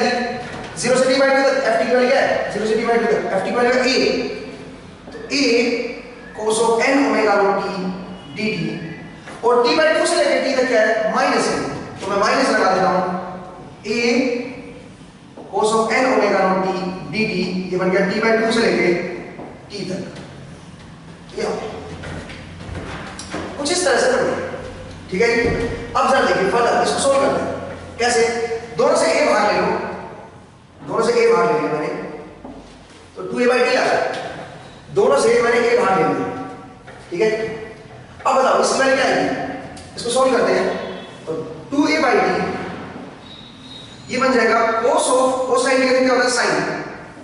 sin of n omega not t divide by n omega not, और लिमिट है 0 से लेके t/2 माइनस यहां पर बताओ क्या है? cos of n omega not t, इसका बनेगा sin of n omega not t divide by n omega not, और लिमिट t/2 से लेके कहां तक है? t तक। t/2 से लेके t तक की लिमिट, कोई दिक्कत आता है? आगे बढ़ो, नेक्स्ट टर्म देखिए। इसमें upper limit minus lower limit लगाओ, तो बताओ क्या बनेगा? ये बनेगा 2a/t, और जरा देखिए क्या बनेगा? ये बन जाएगा sin of n omega not, और t की जगह पे क्या रखो? t/2 divide by n omega not. Minus lower limit करोगे तो माइनस करोगे तो t की जगह 0 करोगे तो sin 0 बन जाएगा। sin 0 क्या होगा? 0, ठीक है। तो वो लिखने की जरूरत नहीं, एक ही आ। अब माइनस अगला बताइए, अगले बताइए अपर लिमिट पुट करोगे तो बनेगा sin of n omega not t divide by n omega not. Upper limit ये बन गया, माइनस लोअर लिमिट, तो माइनस लगा दो और क्या बनेगा? sin of n omega not t/2 divide by n omega. क्या है? अपर लिमिट ये है, माइनस लोअर लिमिट ये। एक बार आप समझ लीजिए, तो t/2 पुट कीजिए, n omega not t/2 divide by n omega not, ये इस तरह से मेरा बनेगा, और ये मेरा क्लोज हो। अब एक बात बताओ जरा, इसको आगे कैसे सोल्व करें? मुझे एक बात बताओ जरा, ओमेगा नॉट होता है 2π, तो ओमेगा नॉट इनटू t क्या होगा? ओमेगा नॉट होता है 2π/t, तो ओमेगा नॉट इनटू t आएगा 2π। तो जहां जहां ओमेगा नॉट इनटू t नजर आ रहा है वहां पे क्या रख दो? 2π। तो क्या बनेगा? ये बन जाएगा 2a/t, 2a/t ये बन जाएगा sin of n pi, sin of n pi divide by n omega not, और n इज इंटीजर, तो इंटीजर वैल्यू ऑफ sin पाई क्या होता है? 0, ये ऑलवेज 0 आएगा, ठीक है। माइनस बताइए ये क्या बनेगा? sin of 2n pi, again ये भी 0 divide by n omega not, minus ये क्या बनेगा? sin of n pi divide by n omega not. हर वैल्यू 0 बनेगी, ठीक है जी। Answer is 0, answer is 0। इसका मतलब an का आंसर क्या आएगा? 0। an जो है वो 0 आएगा, an इज an की वैल्यू जो आएगी वो 0 आएगी। इसका मतलब इसके अंदर कोसाइन टर्म्स भी एब्सेंट है, इसके अंदर कोई कोसाइन टर्म्स नहीं, कोसाइन टर्म्स भी एब्सेंट है। an की वैल्यू भी 0 होगी। जरा देखिए ध्यान से मैंने कैसे सोल्व किया भाई, इंपॉर्टेंट है। और ओमेगा इसीलिए मैंने t रखवाया था ध्यान से, क्योंकि लिमिट t में पुट कर रहा हूं। अगर यहाँ पे 0 से 2 होता, 0 से 2 कर दे तो आप थोड़ा सा कंफ्यूज हो सकते थे कि 0 से 1 तक मैं क्या लिखूंगा, 1 से 2 तक क्या लिखूंगा। मतलब ये लिमिट तो रख देते, फंक्शन की वैल्यू तो रख देते, बट यहाँ पे जो वैल्यू निकालते हैं ये फाइनल, ये पॉइंट, इस पॉइंट में गड़बड़ हो जाता है, क्योंकि यहाँ पे आता ओमेगा नॉट इनटू 1 और यहाँ पे आता ओमेगा नॉट इनटू 2, t की जगह 2 आता। तो आपको ये कैसे पता चला 2 ओमेगा नॉट को 2 पाई रखना है, वही थोड़ा पता तो चल जाता, but the thing is t में करेक्ट। जब भी आपको ग्राफ नजर आए आप उसको पहले कैपिटल T में लिख लो और उसके बाद आगे बढ़ो। तो हमने देखा कि an 0 है, हालांकि मैं आगे आपको और तरीके बताऊंगा जिससे आप डायरेक्ट देख सकते हो कि an 0 होगा कि नहीं होगा, ठीक है। an 0 है, मैंने इस तरह से देखा। नेक्स्ट bn देखते हैं, bn देखते हैं, मैं रखता हूं, चलिए मैं इसको रखता हूं। अब bn की बात, ठीक है, bn देखते हैं क्या है, और ये इंपॉर्टेंट है। अब ऑब्वियसली bn तो आना चाहिए, नहीं तो फिर ये इधर तो सारा ही 0 बन जाएगा, और इधर 0 तो इधर तो नॉन 0 है ना, ऐसा तो हो नहीं सकता। तो bn आएगा, चेक करते हैं bn की वैल्यू देखिए, देखिए bn की वैल्यू चेक करते हैं, bn की क्या वैल्यू आएगा जरा देखिए। bn का फॉर्मूला क्या होता है? 2/t 0 से t ft sin n omega not t dt, sin of n omega not t dt। अब बताओ 2/t 0 से लेकर t/2 तक ft की वैल्यू क्या है? 0 से लेकर t/2 तक ft की वैल्यू है a, तो ये बन जाएगा a sin of n omega not t dt plus t/2 से लेकर t तक क्या वैल्यू है? t/2 से लेकर माइनस a वैल्यू है, तो माइनस a जो है अंदर वाला माइनस में बाहर ले आता हूं, a sin of n omega not t dt, ठीक है जी। अब इसको फर्दर सोल्व करते हैं। a मैं बाहर ले लूं, a मैं बाहर ले लूं, a मैंने बाहर ले लिया, अंदर उधर क्या आएगा, तो ये बन गया 2a/t,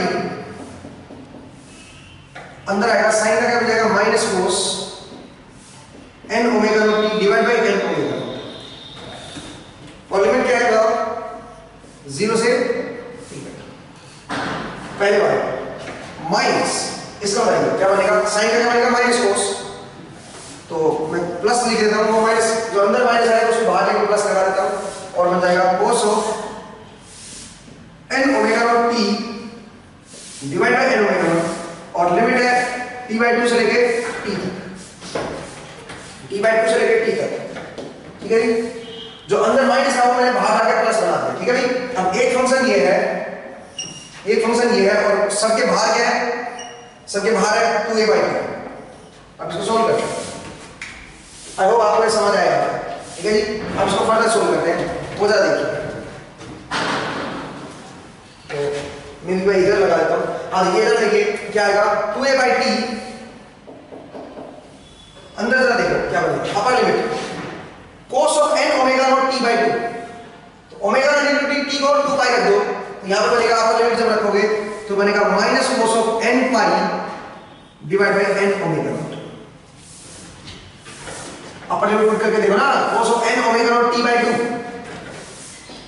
cos of n omega not t/2, अब ओमेगा नॉट इनटू t 2 पाई हो गया, और 2 से 2 कट गया, n पाई आ गया, cos of n पाई, और माइनस आएगा, हाँ जी माइनस नॉट लिमिट, एक माइनस तो पहले से इसके पास है और एक मैंने माइनस लगा दिया तो प्लस नहीं बन जाएगा, तो प्लस लोअर लिमिट पुट करोगे तो cos t, यहाँ पे cos ये t की लिमिट पुट करोगे तो ये t की वेरिएबल है ना, हाँ जी t की लिमिट पुट करोगे तो क्या बनेगा cos 0, cos 0 क्या बनेगा 1, तो प्लस 1 अपॉन n ओमेगा, सही, पहले वाला तो बिल्कुल सही है।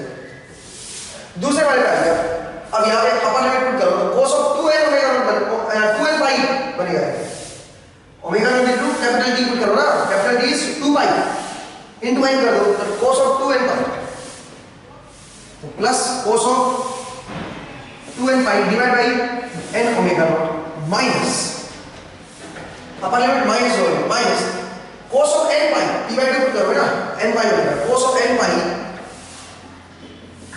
डिवाइड बाई n ओमेगा ये हो जाएगा। अब मुझे एक बताओ कोस ऑफ 2n पाई ये क्या क्या होता है ऑलवेज 1 होता है n की वैल्यू कोई भी इंटीजर रखो 1 2 3 4 5 6 7 कुछ भी रख लो ये इवन मल्टीपल ऑफ पाई आएगा और कोस जो होता है इवन मल्टीपल ऑफ पाई में क्या होता है यूनिट 1 तो इसकी वैल्यू 1 बनेगी और ये भी 1 है 1 बाई n ओमेगा नॉट ये भी 1 बाई n ओमेगा नॉट तो क्या बन जाएगा टोटल और ये माइनस है और ये भी माइनस है तो जल्दी क्या बना ये बन गया 2a बाई t ये भी 1 बाई n ओमेगा नॉट ये भी 1 बाई n ओमेगा नॉट तो बन जाएगा 2 divide by n omega not minus इसका काम और इसका काम हो गया ये 1 होता है ना ये 1 होता है माइनस ये भी ये और ये दोनों जुड़ जाएंगे 2 cos n pi divide by n omega ये बनता है ये मेरा bn बन गया लेकिन अभी थोड़ा फर्दर और आगे चलते हैं थोड़ा और आगे चलते मैं इसको इधर से रखता हूं हाँ जी अब जरा देखिए नेक्स्ट जरा देखिए अब cos ऑफ n पाई की क्या वैल्यू होती है cos ऑफ n पाई जो होता है वो 1 होता है इफ n इज इवन अगर n की वैल्यू इवन ले लो 2 3 2 4 6 ये ले लो n की वैल्यू इवन लेके देखो cos of 2 pi cos of 4 pi cos of 6 पाई सब पे 1 आएगा और -1 इफ n इज ओड अगर मेरा n ओड है तो ये -1 है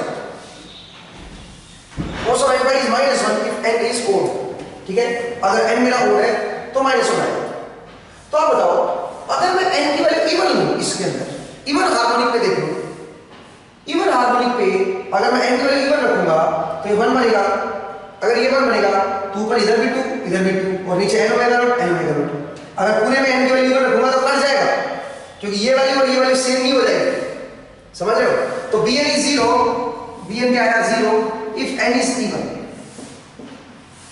अगर n मेरा इवन है अगर n की वैल्यू मैं इवन ले लूं तो bn मेरा 0 आएगा ठीक है bn मेरा 0 आएगा चेक करके देख सकते हैं n की वैल्यू इवन रख दो cos ऑफ 2 पाई रखोगे और नीचे भी 2 इधर भी 2 ठीक है पूरा दोनों n की जगह पे तो कट जाएगा cos ऑफ 2 पाई इज 1 तो यहां पे 2 डिवाइड बाय 2 ओमेगा नॉट यहां पे 2 divide by 2 omega not n की जगह 2 रख दिया ना मैंने कट गया 0 है लेकिन अगर n की वैल्यू ओड रख दूंगा मान लीजिए n की वैल्यू अगर मैं ओड रखूं इफ n इज ओड तो यहां पे क्या बनेगा यहां पे बनेगा -1 cos ऑफ n पाई की वैल्यू क्या हो जाएगी -1 तो इसकी वैल्यू -1 अगर n ओड है और एक माइनस पहले से है तो क्या हो जाएगा bn की वैल्यू क्या आएगी बता जरा bn इज इक्वल टू क्या बन जाएगा तो जुड़ जाएगा क्योंकि इसकी वैल्यू -1 है ना और एक माइनस पहले से है प्लस हो गया तो कितना बन गया 4 divide by n omega not बन गया और 2a डिवाइड बाय t बन गया तो कितना बन गया टोटल ये बन गया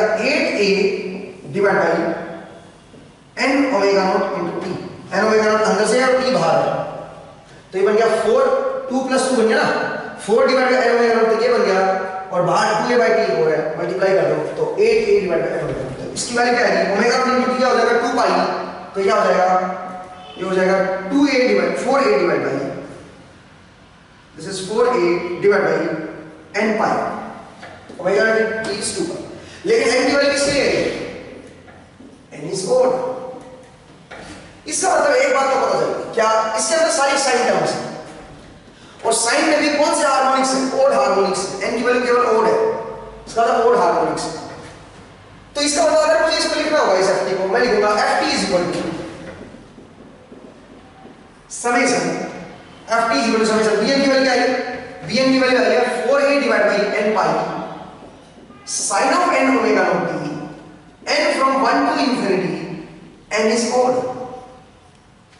n मेरा ओड है ये आएगा और अगर मैं ओपन करके देखूं तो ये बनेगा अगर n की वैल्यू ओड पुट करूं तो n की वैल्यू 1 पुट करूं तो ये बनेगा इस तरह से फिर n की वैल्यू क्या पुट करनी है 3 n की वैल्यू 3 पुट करोगे तो 4a divide by 3 pi sin of 3 omega not t फिर n की वैल्यू क्या पुट करनी है 5 4a अपॉन में 5 pi sine of 5 omega root 3, मतलब और ऐसे चलता ही चला जाएगा ओड हार्मोनिक साइन। इसका मतलब इस सिग्नल के अंदर साइन टर्म्स प्रेजेंट है और उसके भी कौन से हार्मोनिक्स हैं, ओड हार्मोनिक्स। ठीक है जी, ये बहुत लेंथी तरीका है ट्रिग्नोमेट्री वाला, इसको हम छोड़ेंगे, इसको दूसरे तरीके से करेंगे और भी तरीके सीखेंगे। तो मैंने बताया कि इसके अंदर ओड हार्मोनिक्स है और ओड हार्मोनिक्स में कौन सी टर्म्स है, sine terms, odd harmonic sine terms present है इसमें। और ध्यान से देखो हार्मोनिक्स का एम्पलीट्यूड क्या होता जा रहा है, कम होता जा रहा है। ठीक है, तो क्या ये सही है, क्या ये सही है, चेक करके देखो, चेक करके दिखा, ये बिल्कुल करेक्ट, इसको चेक करके दिखा। ठीक है, चलो देखिए मैं रब कर रहा हूं, मैं रब कर रहा हूं। अब ये सिग्नल है और मैंने बताया इस सिग्नल में, एफटी सिग्नल में odd harmonic sine terms present है, odd harmonic sine terms present है। ओड हार्मोनिक क्यों बोला, क्योंकि 3 ओमेगा नॉट 5 ओमेगा फंडामेंटल तो याद है, बाकी 3 ओमेगा 5 ओमेगा ये सब प्रेजेंट है। ठीक है, और ये बड़ा क्रूशियल पॉइंट है।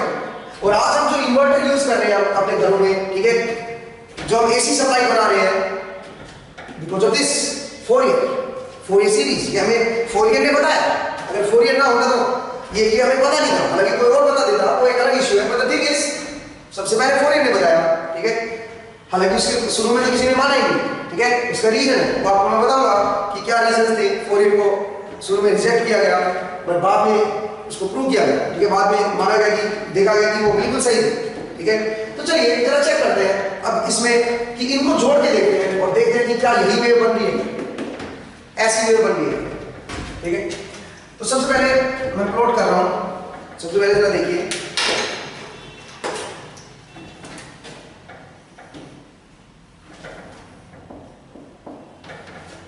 सबसे पहले मैं ये सिग्नल प्लॉट कर रहा हूं, fundamental wave omega naught frequency है, तो जो इसकी फंडामेंटल फ्रीक्वेंसी फंडामेंटल पीरियड है ना, उसी से आया है वही इसका भी पीरियड होगा, क्योंकि फ्रीक्वेंसी इसकी भी ओमेगा नॉट जो है वो कितनी है, इसकी फंडामेंटल फ्रीक्वेंसी क्या है, ओमेगा टी, और ये जो सिग्नल इसकी फंडामेंटल फ्रीक्वेंसी सेम ही है।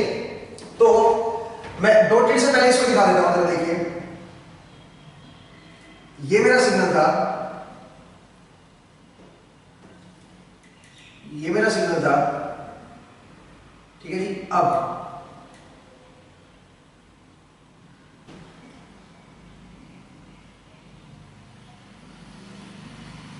ये मेरा सिग्नल था। अब मुझे क्या करना है, सबसे पहले ये प्लॉट करना है और इन सबको मिला के देखना है कि ऐसी वेव बन रही है। ध्यान रखिए ए तक है और ये माइनस ए, ये मेरा ए माइनस ए इस तरह का सिग्नल है। तो जो इसका पीरियड है वही इसका भी पीरियड आएगा, बिकॉज इसकी फ्रीक्वेंसी ओमेगा नॉट है। तो अगर मैं पहले वाले सिग्नल को प्लॉट करूं तो वो जरा देखिए, वो कुछ इस तरह का है, एम्पलीट्यूड इससे बड़ा है थोड़ा।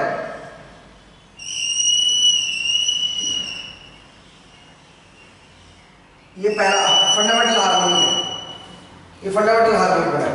ठीक है जी, और इसका एम्पलीट्यूड देखो 4a/π, मतलब a से बड़ा है। ठीक है जी, ये फंडामेंटल है।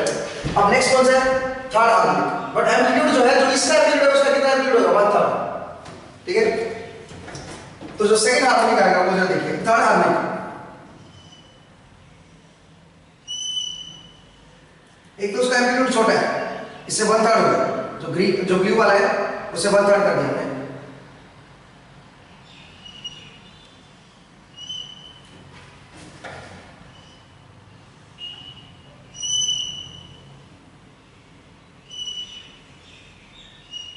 ये मेरा थर्ड हार्मोनिक। पहले मैंने बताया कौन सा आपका फंडामेंटल, फिर मैंने बोला थर्ड हार्मोनिक। अब सुनिए, इनको जोड़ते हैं पहले, इन दोनों को जोड़ते हैं पहले, इन दोनों से देखते हैं कि क्या बनता है, इन दोनों से क्या क्या अचीव होता है वो जरा देखते। देखिए मुझे एक बात है, यहां से लेके यहां तक ये वाला जो रीजन है, इस रीजन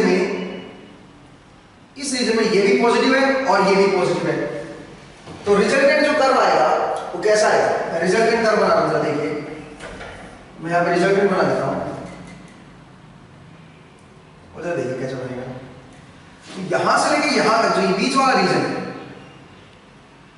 जो ये मेरा बीच वाला रीजन है, उस रीजन में जरा देखिएगा,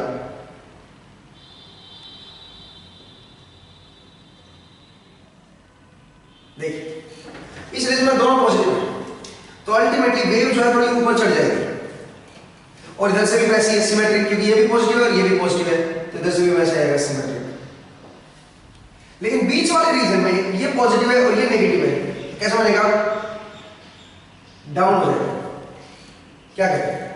कुछ इस तरह की वेव बनेगी।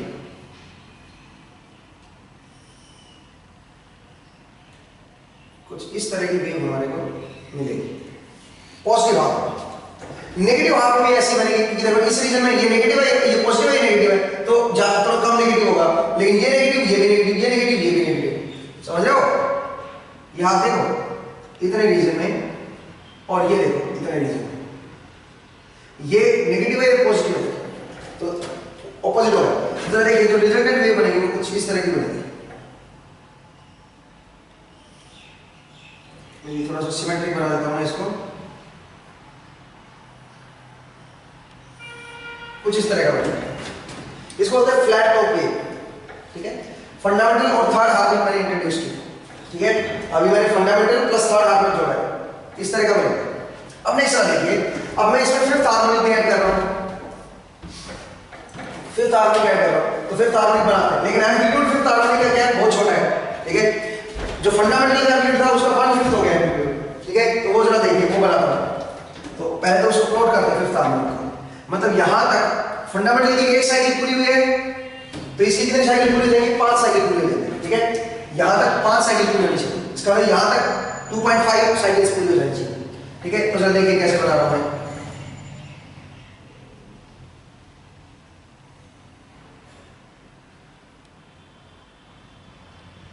थोड़ा सा मुझे ध्यान से बनाना पड़ेगा, ये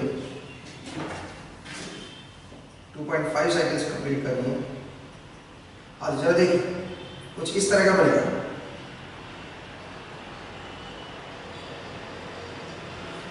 यहां तक देखो एक साइकिल होगी, भी नहीं गड़बड़ कर दी मैंने।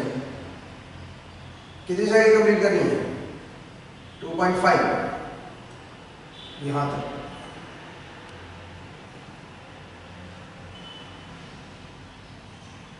एक, दो और ये 2.5। ठीक है, हाँ ये 2.5 साइकिल पूरी होगी, फिर आगे 2.5,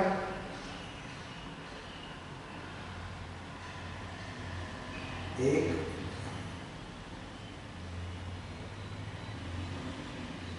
आई थिंक कितना होगा यहां से आगे, एक, दो, एक मिनट गड़बड़ कर दिया मैंने, आई थिंक मैंने गलत कर दिया। एक मिनट जरा देखिए, 2 पूरे 5 साइकिल होनी चाहिए ना, वो मैंने थोड़ा सा मिस्टेक कर दिया। जरा देखिए, बेहतर मैं अलग से बना दूं, इसके ऊपर ना बना। चलो इसके ऊपर ही बना देता हूँ, देखते हैं।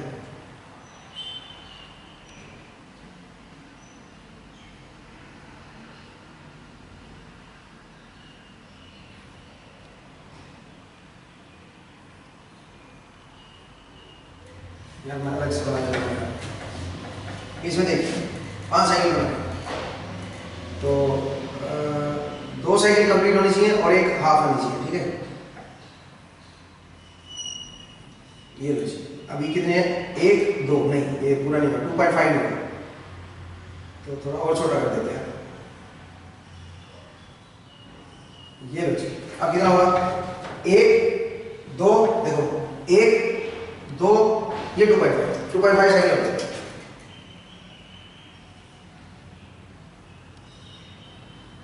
इधर से भी 2.5। ठीक है, ये फिफ्थ हार्मोनिक को ऐड कर देंगे, और फिफ्थ हार्मोनिक का एम्पलीट्यूड जो फंडामेंटल एम्पलीट्यूड है उससे बहुत छोटा है। थर्ड हार्मोनिक का एम्पलीट्यूड ऐड कर चुका हूं मैं, अब ये फिफ्थ हार्मोनिक को ऐड करते हैं। इससे कैसी वेव बनेगी रिजल्टेंट?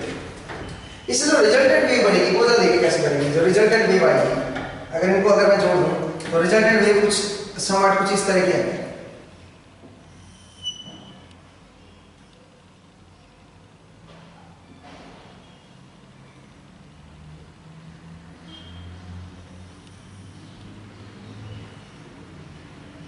ये भी कुछ इस तरह का बनेगा।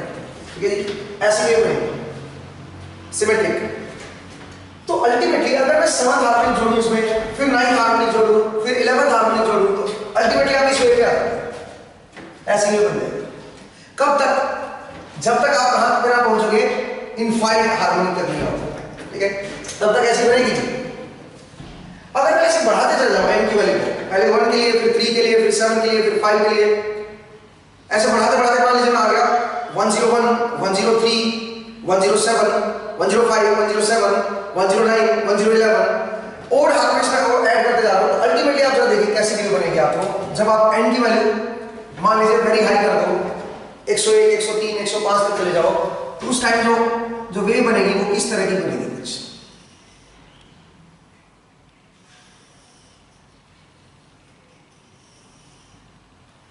मतलब पूरी तरह से अचीव नहीं कर पाओगे इसमें।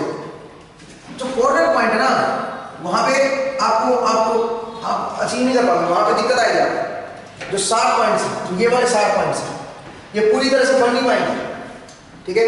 अगर आप हाई हार्मोनिक को ऐड करते चले जाओगे इसमें तो जो 60 पॉइंट्स हैं वो पूरी तरह से नहीं बनेंगे। और आपको मैंने बता दिया कि फंडामेंटल ऐसी थी, थर्ड हार्मोनिक मैंने ऐड किया तो फ्लैट टॉप बन गई, फिर मैंने फिफ्थ हार्मोनिक ऐड किया तो कुछ इस तरह की बन गई, फिर इसमें सेवंथ हार्मोनिक ऐड होगा, नाइन्थ हार्मोनिक ऐड होगा, 11th, ऐसे ऐसे और हार्मोनिक ऐड करते गया तो मैंने काफी सारे और हार्मोनिक ऐड कर दिए। अजूम कीजिए 101, 103, 105 तक आ गए तो वेव कुछ ऐसी बन जाएगी और उसके बाद ऐसी अचीव करने के लिए ऐसी अचीव हो नहीं पाएगी, बिकॉज ऐसी पूरी की पूरी ऐसी वेव बनाने के लिए आपको कहां तक जाना पड़ेगा, n equal to infinite, n equal to infinite तक जाना पड़ेगा। और n इक्वल टू इनफाइनाइट तक जाना हमारे लिए पॉसिबल नहीं है, सही है, क्योंकि इनफाइनाइट फ्रीक्वेंसी, इनफाइनाइट हार्मोनिक तक जाना मुश्किल है, बड़ा ही मुश्किल है।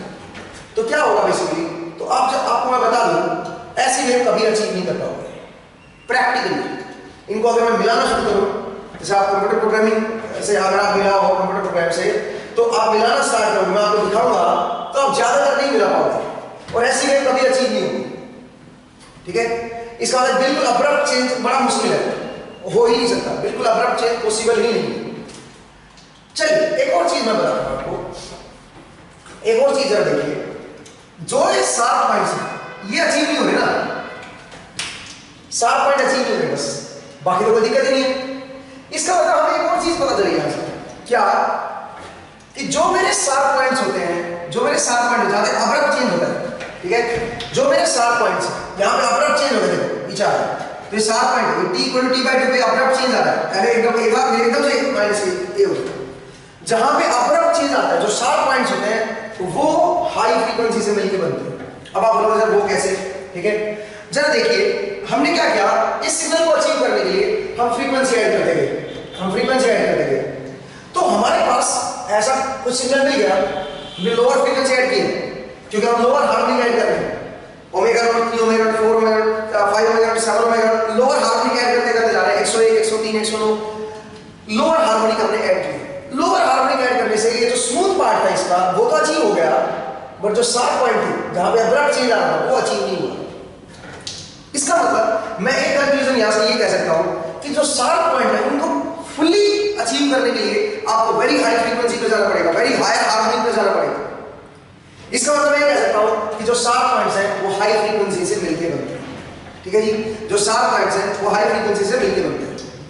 और जो स्मूथ पॉइंट है, जैसे आप मेरी स्किन को देखो, मेरे चेहरे को देखो, मेरे यहाँ पे कुछ 7 पॉइंट्स हैं, मेरे चेहरे में, मेरी पिक्चर में कुछ 7 पॉइंट्स हैं। कौन कौन से 7 पॉइंट्स हैं, जो मेरे नाक पे यहाँ पे, ठीक है, जो यहाँ पे ये होठ वाले पॉइंट, ये 7 पॉइंट्स हैं, ठीक है, कान वाले पॉइंट, ये 7 पॉइंट्स हैं, और जो गाल वाले पॉइंट है ये क्या है, ये मेरे स्मूथ पॉइंट है। तो अगर मैं बात करूं मेरी पिक्चर की, तो मेरी पिक्चर में ये जो पॉइंट्स हैं ये किससे मिलकर बने, ये जो कॉर्नर पॉइंट है, ठीक है, जिनसे मेरी पहचान होती है, ये मेरे हाई फ्रीक्वेंसी से मिलकर बने, और जो स्मूथ पॉइंट है ये किससे मिलकर बने, लो फ्रीक्वेंसी से मिलकर बने। अब आप अजूम कीजिए, देखो इसका मैं एक और आजकल तो आप ये चेक भी कर सकते हो, प्रैक्टिकली चेक कर सकते हो, मैं आपको चेक भी कराता हूं। अजूम कीजिए कि मैंने आपकी पिक्चर ली या आपने मेरी पिक्चर ली, और मेरी पिक्चर को आप फिल्टर से पास कर, ठीक है, और हाई पास फिल्टर से पास करो। हाई पास फिल्टर समझते हो आप, हाई पास फिल्टर, इसका मतलब वो फिल्टर जो हायर फ्रीक्वेंसी को पास करे, लोअर फ्रीक्वेंसी को रोक दे। हाई पास फिल्टर से पास कीजिए मेरे चेहरे को, मेरी पिक्चर को, तो आप देखोगे कि मेरी सिर्फ हाई फ्रीक्वेंसी पॉइंट्स पास हो जाएंगे। और कौन से पॉइंट्स हैं जो हाई फ्रीक्वेंसी से मिलकर बने, जो मेरे 7 पॉइंट्स हैं, मेरे 7 पॉइंट्स फिल्टर से पास हो जाएंगे। इसका मतलब मेरी जो इमेज बनेगी वो कैसी बनेगी, उसमें केवल आपको 7 पॉइंट नजर शार्प पॉइंट्स नजर आएंगे।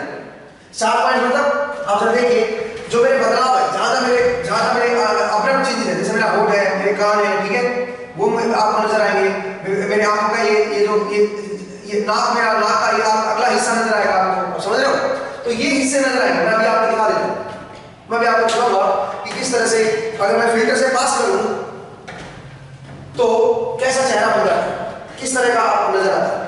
तो वहां से हमें प्रूफ मिलता है और यहां से फोरियर से हमें पता चल जाता है कि जहां पे अब्रप्ट चेंज होता है वो पॉइंट अचीव करने के लिए आपको हायर हार्मोनिक पे जाना पड़ेगा। हायर हार्मोनिक का मतलब हाई फ्रीक्वेंसी कंपोनेंट चाहिए उनके लिए।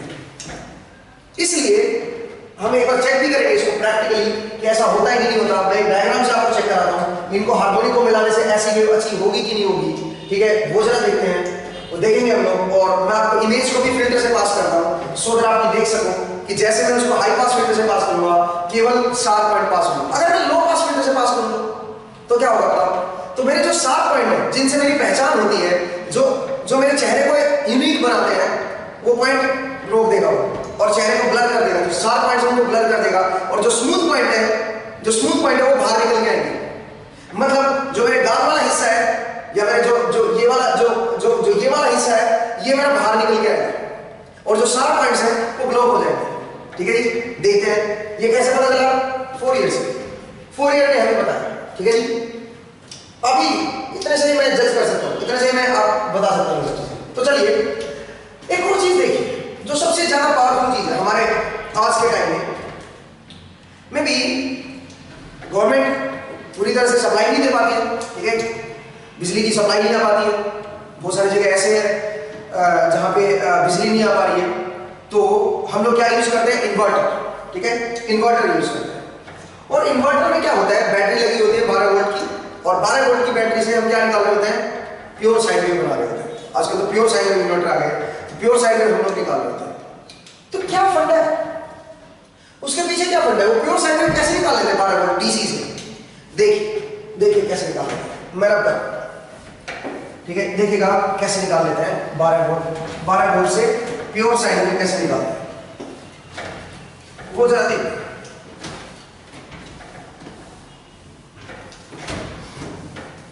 देखिएगा,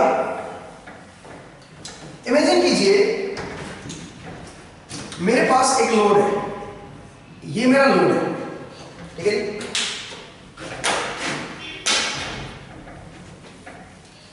इमेजिन कीजिए यहां पे मेरे पास एक कोई लोड है।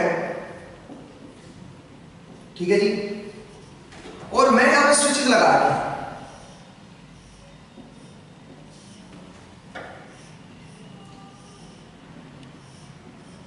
मैंने यहां पे स्विचेस लगा रखे हैं।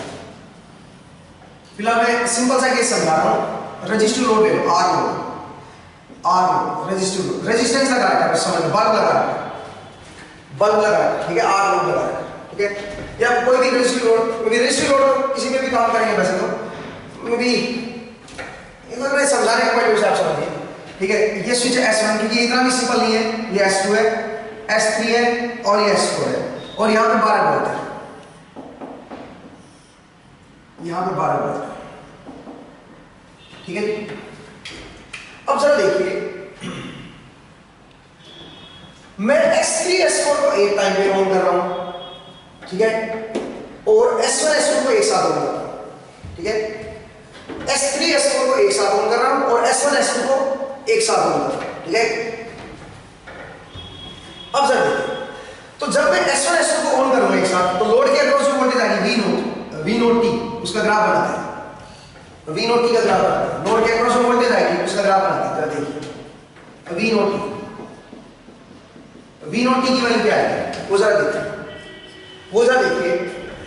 जब मैंने इसको ऑन किया, इन दोनों को एक साथ ऑन किया, तो ये 12 वोल्ट का पॉजिटिव टर्मिनल यहां पे कनेक्ट हो गया, ये इधर वाला पॉजिटिव वाला हिस्सा से पॉजिटिव आ गया, और नेगेटिव वाला हिस्सा यहां से कनेक्ट हो गया। क्या कहते हैं? इसका मतलब सारी 12 वोल्ट सीधी लोड के अक्रॉस आ गई। इधर से ये स्विच होना है, इधर से ये स्विच होना है। इसका मतलब ये वाला टर्मिनल यहां से कनेक्ट हो जाएगा, ये वाला टर्मिनल यहां से कनेक्ट हो जाएगा। इसका मतलब V नोट की वैल्यू क्या आ जाएगी? 12 वोल्ट आ जाएगी, क्योंकि पॉजिटिव टर्मिनल जो V नोट का पॉजिटिव है उसी पे आ रहा है, और जो नेगेटिव टर्मिनल है सप्लाई का, वो नेगेटिव टर्मिनल जो V नोट का हमने लिखा हुआ है उसी पे आ रहा है। इसका मतलब V नोट की वैल्यू क्या हो जाएगी? 12 वोल्ट। ये हो जाएगी 12 वोल्ट, 12 वोल्ट। कुछ देर के लिए हमने T1 T2 को S1 S2 ऑन किया, यहाँ पे S1 S2 ऑन था, S1 S2 ऑन था। अब मैंने क्या किया, इसको ऑफ करके इनको ऑन कर दिया, इनको ऑन कर दिया। तो अगर मैं इनको ऑन करूंगा तो तब क्या होगा, ये वाला जो पॉजिटिव पॉइंट है ये किधर से कनेक्ट होगा, इस साइड कनेक्ट होगा, पॉजिटिव बैटरी का इधर आ जाएगा, बैटरी का पॉजिटिव टर्मिनल इधर से कनेक्ट हो जाएगा ना लोड पे। ये तो ऑफ है, ऑफ हो गया इधर से, ये तो ऑफ हो गया ना, हट गया ऐसे। पॉजिटिव टर्मिनल बैटरी का इधर आ जाएगा और नेगेटिव टर्मिनल इधर आ जाएगा। तो इसका वोल्टेज क्या है, इसके क्रॉस वोल्टेज क्या है बता दो, इधर प्लस है और इधर माइनस है, लेकिन V0 की पोलैरिटी उल्टी है। V0 की वैल्यू क्या थी, इस पोलैरिटी का अगर V0 आता तो पॉजिटिव होता, पर उल्टी पोलैरिटी आ गया, इसका मतलब अब वोल्टेज क्या होगी, माइनस बार। ठीक है, V0 की वैल्यू क्या होगी, माइनस बार, पोलैरिटी उल्टी होगी ना, नेटवर्क थ्योरी है यार, माइनस बार -12। ठीक है जी, और फिर से आपका S1 S2 ऑन करेंगे कुछ देर बाद, तो ये है S3 S4।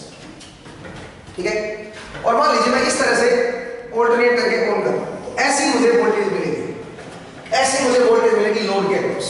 आई होप आपको समझ आया।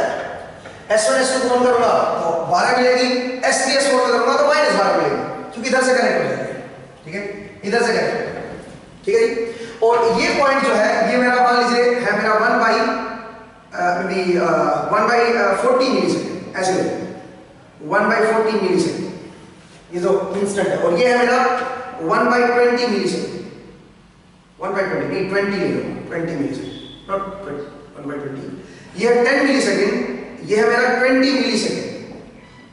टाइम पीरियड इज 20 मिलीसेकंड, मतलब 10 मिलीसेकंड के लिए मैं इसको ऑन कर रहा हूं, और अगले 10 मिलीसेकंड के लिए इनको ऑन कर रहा हूं, अगले 10 के लिए इनको ऑन कर रहा हूं, वापस से S1 S2। ठीक है जी, ये वेव आ गई बस, इसकी पीक वैल्यू बार है, ये इधर माइनस है। अब अभी हमने सोल्व किया, फोरियर क्या कहता है, अच्छा इसका पीरियड बताओ, इसका पीरियड है 20 मिलीसेकंड, तो इसकी जो फंडामेंटल फ्रीक्वेंसी आएगी ओमेगा नॉट को आएगी 2π/t।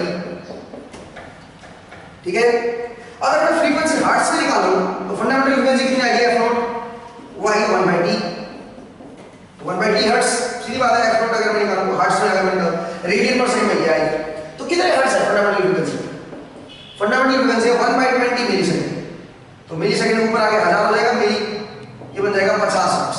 क्या कहते, इसका जो फंडामेंटल फ्रीक्वेंसी है वो है 50 हर्ट्ज, 50 हर्ट्ज।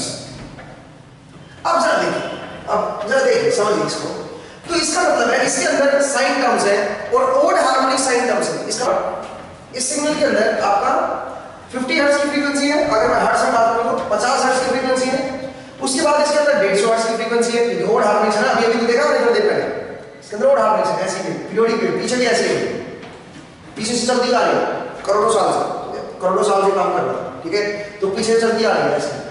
अब इमेजिन करो कि इसके अंदर 50 हर्ट्ज है, 150 हर्ट्ज है, और इसके अंदर और भी हाई हार्मोनिक्स भी है।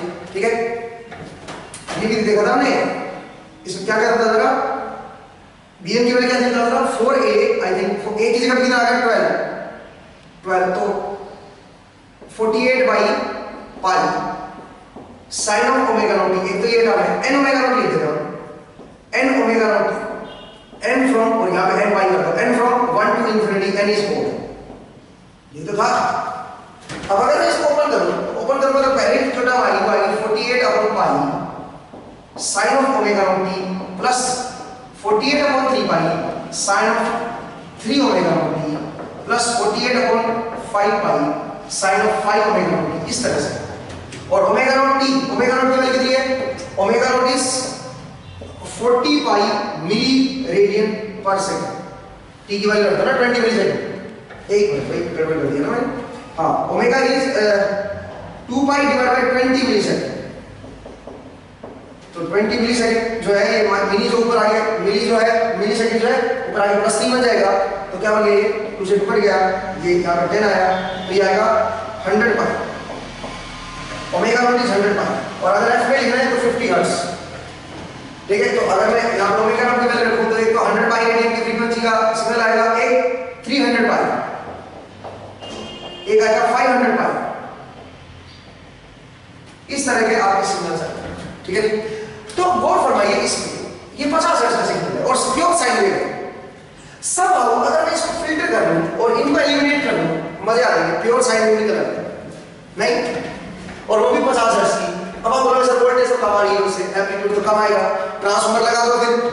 नहीं, उसे एम्पलीफाई कर लो, बड़ा सिंपल काम है। तो कुल मिला के मैंने बताया कि किस तरह से हम प्योर एसी निकालते हैं स्विचिंग, लेकिन इतना आसान नहीं है। आर लोड के लिए बनाया ना, अगर एल लोड हो गया, आर लोड हो गया तो गड़बड़ हो जाएगी, ठीक है। मैं आपको बताऊंगा पावर इलेक्ट्रॉनिक्स में, ठीक है, कि किस तरह से आप ये बनाते हो। उसके लिए फिर डायोड लगाने पड़ेंगे, ठीक है, एंटी पैरेलल में अपने को डायोड लगाने पड़ेंगे, फिर वो मैं बाद में समझाऊंगा, फिर काम करेगा सही से। अगर कोई और टाइप का लोड है तो डायोड लगा दो बस। आर लोड के लिए भी डायोड लगा दो, कोई दिक्कत नहीं है, एंटी पैरेलल में डायोड लगा दो, ठीक है, काम करेगा बढ़िया। अब ये किसी भी सर्किट के लिए करेगा, क्यों लगाएगा डायोड उसका रीजन मैं अभी नहीं बता रहा हूँ, बिकॉज आप मैं भटक जाऊंगा टॉपिक से, बट अब ये हर सर्किट के लिए काम करेगा। तो मैंने बताया कि किस तरह से आप प्योर एसी निकाल सकते हो फोरियर की हेल्प से। फोरियर ने बताया कि इसके अंदर प्योर साइन वेव है, तो हमने प्योर साइन वेव निकाल लिया जिसका एम्पलीट्यूड है 48/π, और वो इसके एम्पलीट्यूड से बड़ा है। फंडामेंटल जो है वो इससे बड़ा है। ये वेव निकल आएगी बाहर, ये वेव निकल आएगी, ध्यान रखिए, ये वेव मेरी निकल आएगी बाहर, ये वेव आ जाएगी, एम्पलीट्यूड आएगा 48/π, ठीक है जी। चलिए, तो ये एक तरह से अच्छा था, ठीक है।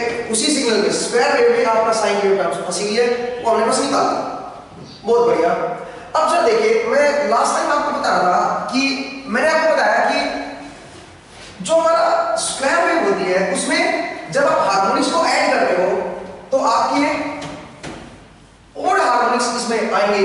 स्क्वायर में भी जो अभी अभी मैंने बनाया, जरा देखिए, ये वाली वेव थी, ये वाली जो वेव थी ए, ये माइनस ए, 0 1 2 3, इसके अंदर ओड हार्मोनिक्स, ठीक है, इसके अंदर ओड हार्मोनिक्स, और इस वेव में अगर मैं ओड हार्मोनिक्स को मिला के अगर मैं इसको बनाऊं तो जरा देखिए ऐसे कुछ बनेगी। मैंने आपको बताया था कि जो 7 पॉइंट्स हैं वो अचीव नहीं होंगे, बाकी सारा तो अचीव हो जाएगा, बट जो 7 पॉइंट्स हैं वो अचीव नहीं होंगे। आप समझ रहे हो? ये 7 पॉइंट में बनाएंगे, इसका मतलब यहां से मैं कंक्लूजन निकाल सकता हूं कि जो ये 7 पॉइंट बनते हैं, ये जो 7 पॉइंट्स हैं, जब जहां पे अब्रप्ट चेंज है, ये 7 पॉइंट आपको हायर हार्मोनिक्स से ही मिलके बनते हैं।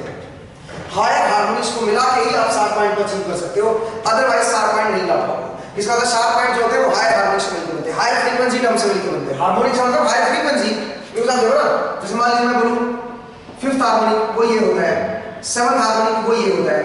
अगर 1001th हार्मोनिक बोलूंगा तो वो ये होगा, फ्रीक्वेंसी हायर नहीं होगी। हायर हार्मोनिक का मतलब हायर फ्रीक्वेंसी, इसकी फ्रीक्वेंसी 5 मेगाहर्ट्ज, इसकी 7 मेगाहर्ट्ज, इसकी 1001 मेगाहर्ट्ज, हायर फ्रीक्वेंसी है हायर हार्मोनिक्स। तो हायर हार्मोनिक्स से मिलके बनेंगे। जब तक आप n की वैल्यू बढ़ाते नहीं जाओगे तब तक ये अचीव नहीं होंगे। इसका मतलब 7 पॉइंट्स होते हैं वो हाई फ्रीक्वेंसी से मिलके बनते हैं। तो चलिए, इसके ऊपर मैं एक आपको वीडियो दिखा रहा हूं और वो जरा देखिएगा। उसको मैं एक इमेज को पास कर रहा हूं प्रोजेक्टर से, फिल्टर से पास करेंगे, हाई पास फिल्टर से एक बार पास करेंगे और एक बार लो पास फिल्टर से पास करेंगे। तो जरा देखते हैं कि हाई पास फिल्टर से पास करने पे क्या होता है और लो पास फिल्टर से पास करने पे क्या होता है, जरा देखते हैं, ठीक है जी। चलिए,